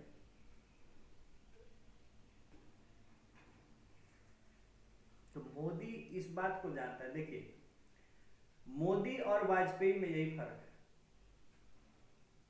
वाजपेयी भी बहुत पॉपुलर लीडर थे, ठीक है, तो तनख्वाह लेते थे क्या? अब तनख्वाह लेते थे कि नहीं मैं नहीं कह पाऊंगा, लेकिन मैं कह रहा हूं कि बहुत पॉपुलर लीडर थे और मोदी भी है। लेकिन दोनों में फर्क ये, और मोदी इसलिए ज्यादा सक्सेसफुल है क्योंकि मोदी जानता है कि लोगों को कुछ ना कुछ चाहिए तभी वो खुश रहते हैं। और वाजपेयी इस चीज को नहीं, वाजपेयी सोचते थे खाली बड़ा बड़ा बात करने से लोग खुश हो जाता है, समझ गए? आज मोदी को इतना क्यों, क्योंकि वो कहता है हर किसी को कुछ ना कुछ दे रहा है। आज देखिए सीनियर सिटीजन को दे दिया फ्री में हेल्थ केयर, आयुष्मान कार्ड के ये तो बहुत अच्छा क्वालिटी। तो सीनियर सिटीजन का है नहीं उसको वोट देगा, एक बात बताइए। क्वालिटी बहुत अच्छा है, हाँ, वोट लेने का। हाँ, तो तरीका मालूम है कि किस तरह से वोट लेना। तो ये जानता है कि बिना कुछ मटेरियल गेन के हमको वोट नहीं करने वाला है। अभी देखिए 8th पे कमीशन घोषणा कर दिया कि लोगों का सैलरी बढ़ेगा गवर्नमेंट एम्प्लॉइज का। इसी तरह सबको कुछ ना कुछ घोषणा करते रहता है। तो कहने का मतलब है कि सफल वही है जो जानता है कि भाई लोगों को कुछ मिलेगा तब। अब आप बुलाइएगा वहां खिला, आप कोई इवेंट रखिए ना, खाना पीना मत रखिए, देखिए कितना लोग पहुंचता है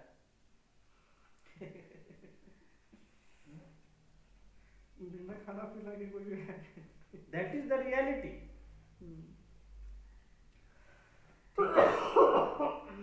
आप लोग चले भी जाएंगे, बहुत कुछ लोग चले भी जाएंगे, लेकिन वो they will not be very happy. अब वही देखिए आप जो है खाली खाना पीना रख दीजिए, आप देखिए पूरा पटना जमा हो जाएगा।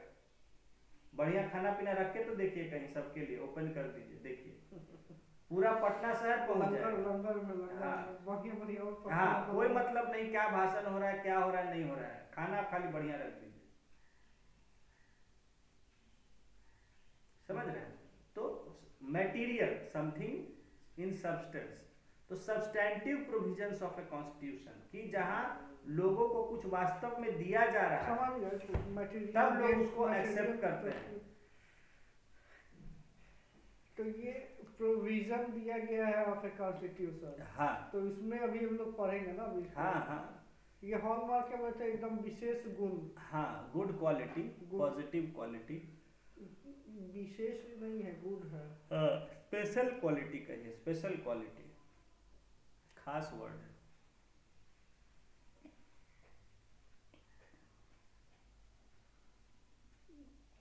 पार्टिकुलर पे नहीं है, ये स्पेशल पे वर्ड है, स्पेशल पे फोकस कर रहा है। Yes sir. देखिए आगे क्या कर रहा है, ए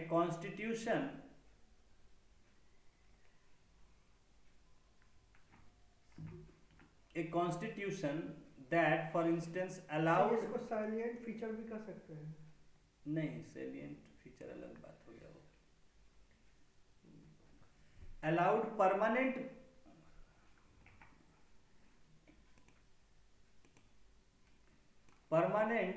majorities to oppress minority groups within society would give minorities no reason to go along with the provision of that constitution।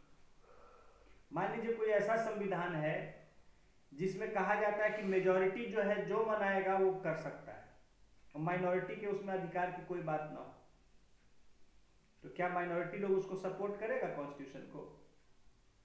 है नहीं करेगा, बोलेगा कि इसलिए हम अपना डंडा बजाने के लिए माथा पे एक्सेप्ट करें संविधान को कि मेजॉरिटी का जो मन करे हमारे साथ करता रहे। किसी संविधान को, किसी देश का जो कॉन्स्टिट्यूशन है उसको लोग क्यों एक्सेप्ट करेगा? अब किसी देश के कॉन्स्टिट्यूशन में कहा जा रहा है कि जो मेजॉरिटी लोग हैं वो लोग माइनॉरिटी के साथ जैसा मनाए वैसा व्यवहार कर सकते हैं, तो क्या माइनॉरिटी लोग उसको सपोर्ट करेगा कॉन्स्टिट्यूशन को? कभी नहीं करेगा। नहीं करेगा। और a constitution that systematically privileged some members at the expense of others, या कोई इस कॉन्स्टिट्यूशन ऐसा करे कि किसी के खर्च पर दूसरे को जो है खूब उसको प्रिविलेज दे दे। मान लीजिए कॉन्स्टिट्यूशन ऐसा कहता है कि किसान लोग टैक्स भरेगा और जो पढ़ा लिखा लोग है वो लोग को जो है बिना पैसा का सब फैसिलिटी मिलेगा उस टैक्स से। किसान लोग कभी उसको सपोर्ट करेगा? बोलेगा वाह बढ़िया है, हम टैक्स पे करें और लोग ऐसे करें। और that systematically entrenched the power of small groups in society, या जो एक सिस्टमेटिक तरीके से जो स्मॉल ग्रुप्स हैं समाज में उनको बिल्कुल जो है मतलब कि नजरअंदाज कर दे। एंट्रेंच्ड मतलब उनको मतलब अलग बिल्कुल कर दे, अलग थलग, उनके बीच में खाई पैदा कर दे, उनको कोई पावर नहीं रहे। Would cease to command allegiance, allegiance मतलब वफादारी।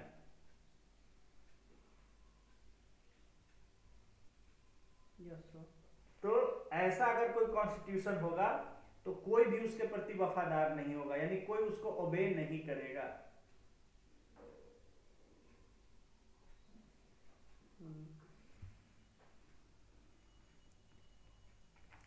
If any group feels their identity is being stifled, they will have no reason to abide by the constitution। ठीक है, अगर किसी ग्रुप को ऐसा लगता है कि उनकी पहचान को दबाया जा रहा है, स्टाइफल्ड मतलब दबाना, कुचलना, गला घोटना। दबाने या फिर गला घोटना पे तो नहीं होगा, गला घोटना को भी स्टाइफल करेंगे। हाँ हाँ, वही असल मतलब वही होता है स्टाइफल का मतलब टू साइलेंस। कई मतलब होता है स्टाइफल का, मतलब दबा देना, किसी को बोलने नहीं देना।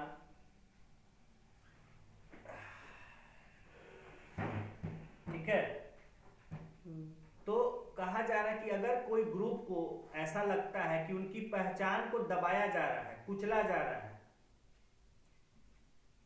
समझ रहे हैं, they will have no reason to abide by the constitution, तो उनके पास कोई ऐसा कारण नहीं होगा कि वो क्यों उसको पालन करे, क्यों उसको फॉलो करे कॉन्स्टिट्यूशन को। समझ में आया ये line? If any group feels, किसी ग्रुप को, लोगों की बात की जा रही, किसी ऐसे लोगों का ग्रुप जो है, समूह जो है, उसको ऐसा लगता है कि their identity is being stifled, उनकी पहचान को दबाया जा रहा है, छुपाया जा रहा है, यानी उनको मौका नहीं मिल रहा है सबके सामने आने का, बोलने का, कुछ अपनी बात को रखने का। स्टाइफल का मतलब होता है बेसिकली किसी की बात को दबा देना। जैसे कोई कुछ बोलना चाह रहा है, उसका मुंह बंद कर दिया। कोई सांस लेना चाह रहा है, उसको आप बंद कर दिए, सांस लेने से रोक दिए। समझ रहे हैं? स्टाइफल का मतलब होता है to choke. To choke, CHOKE। ठीक है। एक सेंस इसका गला घोटना भी होता है। किसी का आप गला सही में दबा रहे हैं तो वो भी स्टाइफल होता है। ठीक है। तो यहाँ पहचान को दबाने की बात हो रही है, यानी उसको कोई भी राइट्स नहीं मिले, कोई उसको मौका नहीं मिले, उसको नहीं लगे कि हम भी इस देश का हिस्सा हैं। Bye the constitution. उनकी बात को कोई तरजीह नहीं, कोई उनको तवज्जो नहीं देता है। हाँ। तो if any group feels their identity is being stifled, मतलब कि मुंह पे इस तरह से हाँ, तो हाँ, या फिर गला हाथ से सीधे जो हाँ, उनको कहने का मतलब दबा देना, not letting them express themselves, बुरी तरीका से दबा देना। हाँ। They will have no reason to abide by constitution. तो वो किस लिए वो मानेंगे कॉन्स्टिट्यूशन को? No constitution by itself, no constitution by itself achieves perfect justice. कोई भी संविधान अपने आप में एक बिल्कुल परफेक्ट जस्टिस नहीं कर देता है। कोई भी संविधान अपने आप में एक परफेक्ट जस्टिस नहीं करता है। But it has to convince people that it provides the framework for pursuing basic justice.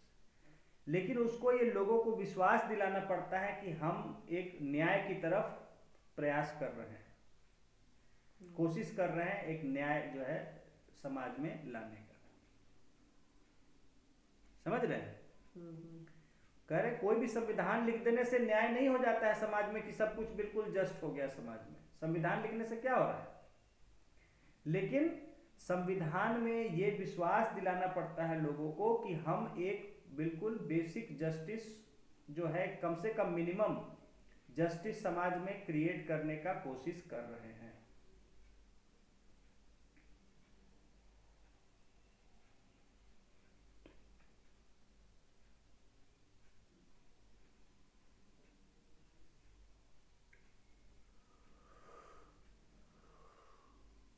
ठीक है, बात समझ में आई? अब जैसे देखिए, समझिए, डाउरी प्रोहिबिशन एक्ट लाया गया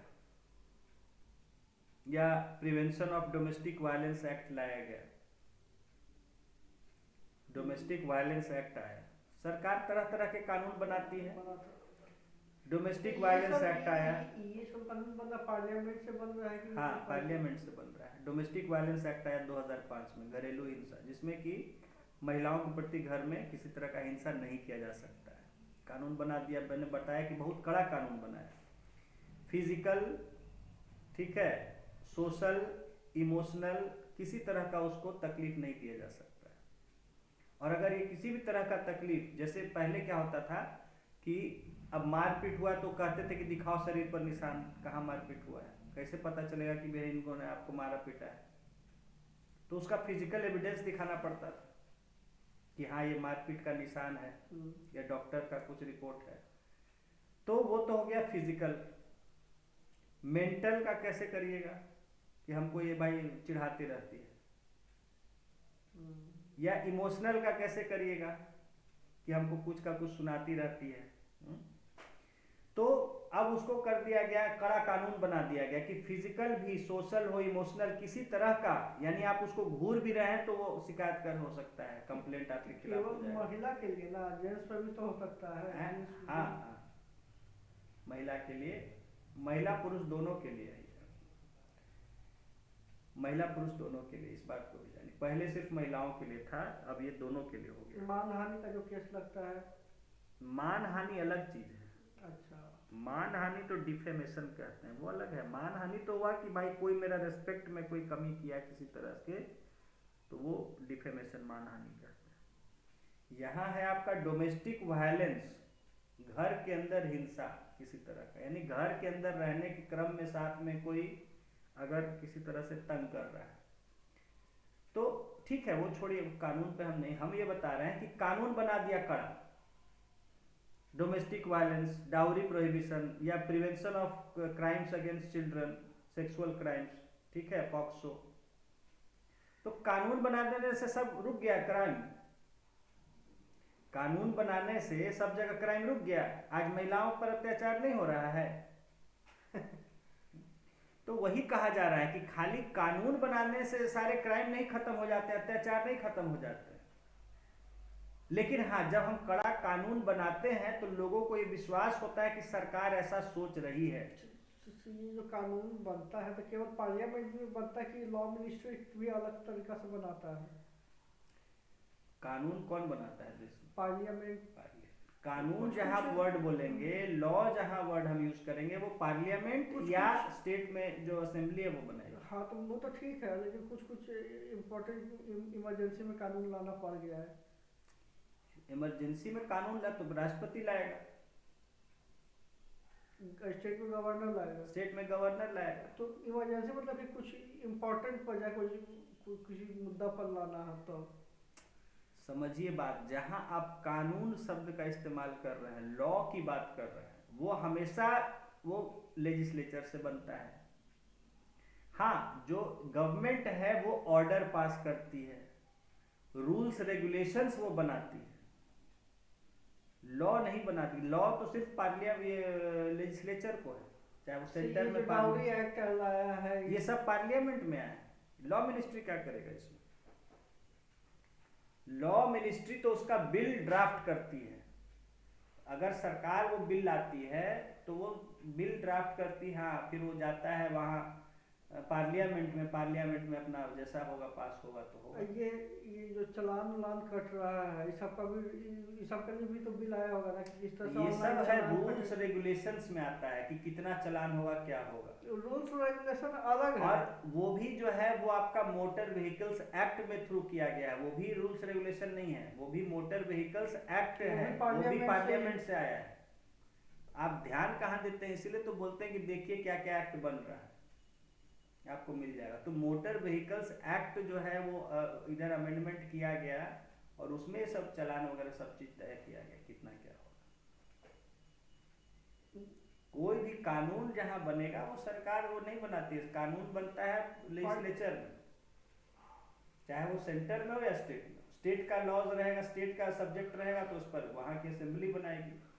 यूनियन के अंडर में लिस्ट वो सब्जेक्ट है तो वो पार्लियामेंट बनाएगी, ठीक है।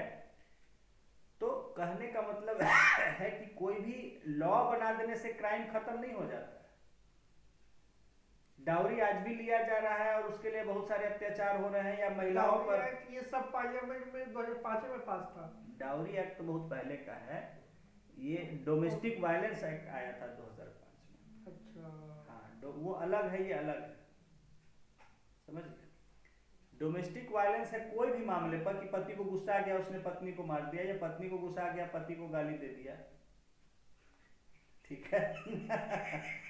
तो ये उन चीजों को कवर करता है, ये डाउरी से लेना देना जरूरी नहीं है। तो उस सिचुएशन में भी पति जा सकता है? हाँ, क्यों नहीं जा सकता है, तो उस लेडीज पे कार्रवाई हो जाएगा? हाँ बिल्कुल, लेकिन उसके सबूत भी दिखाना पड़ेगा ना, कि इसी तरह से जाके कह देंगे तो। हाँ, तो अब जो उसका प्रोसीजर होगा उसमें वो होगा। हाँ, कहने का मतलब है it is based on domestic violence, घर के अंदर की जो वायलेंस, कि कभी ससुर उसको गाली दे देता है, कोई भी किसी को गाली देगा घर में तो। हाँ, घर के अंदर जो रह रहे हैं लोग, खास करके इसमें मतलब हस्बैंड और वाइफ, ये वो तो होता रहता, मतलब कि कोई भी वैसे जैसे ननद। हाँ, ये नहीं है कि भाई बहन झगड़ा कर रहा है तो वो डोमेस्टिक वायलेंस में नहीं आएगा, ठीक है। तो यहाँ खास करके है मतलब एक हस्बैंड वाइफ आ जाएगा को लेके है, हाँ डेफिनेटली। केवल भाई बहन का नहीं आता है उसमें, फिर नहीं समझ रहे हैं। डोमेस्टिक वायलेंस है कि एक, हाँ, कोई भी मतलब घरेलू घर का, उसका हम पूरा डिटेल प्रोविजन नहीं पढ़े हैं एग्जैक्टली वर्ड बाय वर्ड, लेकिन ये है कि घर के अंदर जनरली हिंसा जो होती है, अब नेचुरल है कि कंसर्न वो महिला पुरुष से ही होता है, अब भाई बहन का होता है तो वहाँ माँ बाप रहते ही है देखने के लिए, ठीक है ना। मेन इशू आता है कहाँ, जहाँ पति पत्नी की बात आती है कि पत्नी रह रही है, ठीक है, या कई मामलों में इसलिए उसमें किया गया कि इसमें पत्नी ही नहीं सिर्फ है, पति को भी कई बार टॉर्चर होता है, तो उसके लिए भी है, वो भी जा सकता है।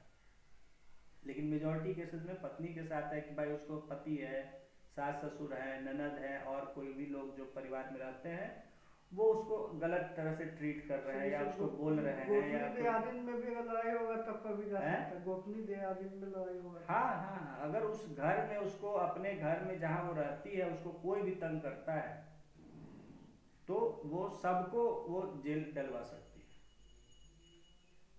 जो नहीं भी किए होंगे वो भी जाएंगे, वो कह देगी तो वो भी जाएंगे, सब पे अप्लाई होता है। अगर जो घर में नहीं रहेगा तब तो नहीं ना बनेगा उसमें। नहीं नहीं, अगर उस हाउस होल्ड में वो रहता है, मतलब कि उस समय वो घर में नहीं उस था। समय रहे चाहे नहीं रहे, अब वो तो शिकायत पर है। तो देखिए वो सब डाइवर्ट नहीं होंगे। यहाँ हमारा कंसर्न है कि कानून बना देने से क्राइम खत्म नहीं हो जाता। भाई कानून तो बहुत साल से है तो क्राइम नहीं हो रहा है। तो यहाँ यही कहा जा रहा है आपसे कि कॉन्स्टिट्यूशन बना देने से अपने आप जस्टिस नहीं हो जाता है। अच्छा एक डाउट है सर, ये लॉ ये बन रहा है, ठीक है, ये जो आईपीसी का जो धारा बना ये कौन बनाया? आईपीसी का धारा कौन बनाया? जैसे कॉन्स्टिट्यूशन लिखा गया है, हाँ। तो आईपीसी का भी धारा लिखा गया होगा ना? हाँ हाँ, ये कौन लोग लिखे? अभी जो लिखा गया, नहीं नहीं, जो शुरुआत से ही शुरुआत- जब देश आजाद हुआ। शुरुआत उस समय 1860 के आसपास बना था, उस समय ब्रिटिश ऑफिसर्स नहीं, लोग वो लिखे तो थे। जान रहे हैं, देश हाँ। आजाद होने के बाद वही मतलब वही अभी तक चला रहा है। आजाद होने के बाद कहाँ फिर लिखा है? 1893 में जो बना था। 1893 में कहाँ कुछ बना है? नहीं नहीं, 18 जो भी बना है तो वो देश आजाद होने के पहले ही लिखाया है। तो जो अंग्रेज सब बाद में अमेंडमेंट कुछ थोड़े बहुत छोटे मोटे हुए हैं। हाँ बोलिए। तो वो भी अमेंडमेंट्स के थ्रू ही चेंज हुआ है। हाँ नेचुरल है, जब लॉ है तो वो अमेंडमेंट से ना होगा। अंग्रेजी के समय का जो आईपीसी धारा सब अभी जो मोदी जी ने नया नाम अभी दिलवाया, तो वो तो अलग चीज है, हाँ। वो तो अलग मतलब ये उसी समय से चला आ रहा हाँ है। उसी समय चला आ रहा है। तो जैसे मर्डर 302 पे थी निर्धारित है। सब उसी समय लिखा गया, अंग्रेजों के ही द्वारा हुआ है।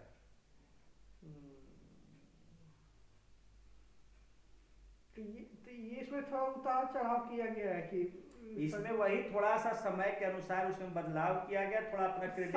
सजा में नहीं, केवल नंबर आगे पीछे किया है। कुछ नंबर आगे पीछे नहीं हुआ है, मोटा मोटी सब वही है। खाली नाम समझ चेंज कर गए? दिया अपने हाँ, तरीका से खाली नाम अपना उसको नाम करने के लिए कि भाई भारत का है, उसको हिंदी में नाम दे दिया। ये सब अपना थोड़ा लिपा पोती दिखाने के लिए कि हाँ मोदी का ही पुराना है, वही पुराना स्कीम को अपना नाम दे देता है, खाली वो चालू हो गया नया स्कीम। तो उसी को इन्होंने खाली भारतीय, अब आपका कौन लिखता है? लिखते हैं ब्यूरोक्रेट्स, तैयार करते हैं। बिल जो होता है, पहले बिल है, आपको पता है प्रोसीजर, पहले कोई भी कानून बनना है तो बिल आता है। बिल आता है तो बिल को कौन लिखता है? ड्राफ्ट तैयार करता है। तो यही सब आईएएस या जो उस फील्ड से जुड़े हुए हैं वही लोग, ऑफिसर्स लोग तैयार करते हैं। चीफ सेक्रेटरी जिससे हो गया सर, जो भी है चीफ सेक्रेटरी के, वो क्लर्क भी लिखता है। आप लोग ऐसा ना चीफ सेक्रेटरी पे पहुंच जाते हैं, चीफ सेक्रेटरी कुछ नहीं करता है, उसको काम खाली घूमना रहता है इधर उधर गाड़ी में। लिखते हैं सब क्लर्क, ये सब लिखता है। ऐसा बात करते हैं, नहीं समझते हैं। जो छोटे से छोटा काम हर कोई करता है उसमें, ये सब खाली नाम के बड़े होते हैं। मोदी क्या कर रहा है? मोदी कहीं कुछ लिख रहा है, कानून बना रहा है कोई? वो कानून सब छोटे छोटे अधिकारी जो होते हैं जहां तहां वो बनाते हैं, लिखते हैं। वो खाली ऊपर से भाषण देता है जो सब जगह। तो चीफ सेक्रेटरी क्या होता है? चीफ सेक्रेटरी खाली प्रमोट होके चला गया ऊपर, कुछ करता थोड़े है।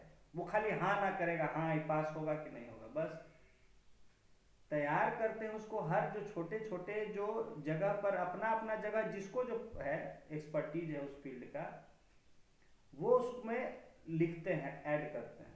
सब लोग मिलके शामिल होते हैं, समझ गए? सब लोग मिलके जहां जिसके काम का जो चीज रहता है वो अपना उसमें लिखता है, और सबका कंबाइंड एफर्ट से बिल तैयार किया जाता है। फिर उस बिल को लेके चीफ सेक्रेटरी पहुंच जाता है मिनिस्टर के पास कि सर ये तैयार हो गया। इतने काम उसका है, खाली नजर रखता है सबका, हाँ कोऑर्डिनेट करता है कि हाँ भाई सब लोग लिख रहे हो कि नहीं, ठीक से सब टाइम पर कंप्लीट करना है। तो दिखाया जाता है उसको कि हाँ सर ठीक है। तो वो हर लेवल पर उसको, ऐसा नहीं आप लोग समझते हैं कि भाई एक बेसिक वर्क काम कर रहा है जूनियर को कुछ नहीं है, जूनियरे को ज़्यादा वो होता है, समझ रहे। अब मैंने आपको बताया कि अम्बेडकर क्या लिखे, कुछ लिखे अम्बेडकर? अम्बेडकर कुछ नहीं लिखे, कुछ भी नहीं लिखे हैं अम्बेडकर। नाम आता है अम्बेडकर का, एक लाइन भी नहीं, लेकिन नाम लिया जाता है अम्बेडकर का है। तो क्यों? बहुत सारा लोग मिलकर लिख रहा था, खाली अम्बेडकर ने। BN राव लिखे हैं 95% अकेले लिख दिए। हाँ, BN राव बहुत बड़े उस समय के कानून के जानकार थे, तो उन्होंने दरअसल लिखा, तैयार किया। चेयरमैन इनको बनाया था ड्राफ्टिंग कमेटी का अंबेडकर को। और अंबेडकर को इसलिए कि हाँ, अंबेडकर का कंट्रीब्यूशन है कि जो उन्होंने फंडामेंटल राइट्स की जो गारंटी करवाया, वो अंबेडकर का एक कंट्रीब्यूशन है। और इसलिए अंबेडकर को कहा गया कि भाई अंबेडकर, तो समझिए कि संविधान को एक्सेप्ट करवाना था लोगों से। और अंबेडकर उस समय जितने भी आपके जो है पिछड़े लोग थे उनको मानते थे अंबेडकर को। जब सब पहुंचे कि भाई संविधान लिखने में किसको हम लोग बड़े बड़े बहुत अच्छे से दिखाया है इसको संविधान के एपिसोड में, सब लोग, हाँ सब लोग पहुंचे गांधी के पास कि सर किसको गांधी जी बनाया जाए, बापू किसको संविधान लिखने का जिम्मा दिया जाए। नेहरू बोले कि हम ये वहाँ विदेश के इस वकील को, उस वकील को, यहाँ वहाँ बहुत सारे नामी वकील, ये सबको हम लोग बुलाए हैं कि यह लिखने के लिए। तो गांधी समझाए कि देखो ये एक देश है जहाँ शोषण के हम लोग आज़ादी पा रहे हैं, तो इस आज़ाद भारत का संविधान एक शोषित व्यक्ति के द्वारा लिखा जाना चाहिए, जिसने शोषण को फेस किया हो, जिसने देखा हो कि क्या एक्सप्लॉयटेशन होता है, समझ गए। तो नेहरू को झटके लग गया उस समय। नेहरू कहाँ कहाँ मेरिट वाला सबको सोच रहे थे कि कौन ये फला विद्वान उस विद्वान से लिखवाएंगे। तो गांधी ने कहा कि देखो इस देश का जो संविधान है वो एक शोषित व्यक्ति के द्वारा लिखा जाना चाहिए, और इसके लिए अंबेडकर से बढ़िया कोई दूसरा ऑप्शन नहीं है। तो नेहरू को नहीं चाहते हुए भी अंबेडकर को बुलाना पड़ा, ठीक है ना। तो ये क्योंकि जब देश में अधिकारों की रक्षा, लोगों की, गरीबों की, सबकी सुरक्षा, उनके उम्मीदों को पूरा करने की बात थी, तो इसलिए वहां अंबेडकर को किया गया कि वो जिसने खुद सहा है शोषण को, वो समझ सकता है कि क्या गरीब के साथ होता है, एक साधारण व्यक्ति के साथ होता है, और उसकी कैसे सुरक्षा की जाए, उसकी उम्मीदों को सरकार कैसे पूरा करे, इसलिए बनाया। और देखिए क्या हुआ, आपको बोले ना, अभी पढ़ा है ना कि संविधान को कौन लागू करता है, इससे लोग उसको अडॉप्ट करते हैं, उसको पसंद करते हैं। तो इसीलिए अंबेडकर को वहां किया गया, क्योंकि वो जितने, उससे क्या हुआ, जितने गरीब ये सब लोग थे उनका विश्वास बढ़ गया संविधान में कि अंबेडकर है यहाँ। ये भी प्लस पॉइंट हो गया। हाँ भाई, बड़े बड़े सब विद्वान लोग लिख देता है, गरीब सब कहता है कि हम किस लिए मानने जाए, तो सब कौन कौन अपना मन का लिख लिया होगा। तो क्यों अंबेडकर को बनाया गया है समझिए। सब गांधी जी पर्सनली वही बोले। हाँ, गांधी जी ने कहा है, सुझाव दिया, और नेहरू नहीं चाहते थे, मुंह उनका कड़वा हो गया था, लेकिन फिर भी बेचारे गांधी की बात को उनको मानना पड़ता था, तो इसलिए गांधी की बात मानते हुए, मजबूरी में मानते थे। यस। देखिए आपको ये चीज को बहुत बढ़िया ये है, मैं दिखाता हूँ। देखो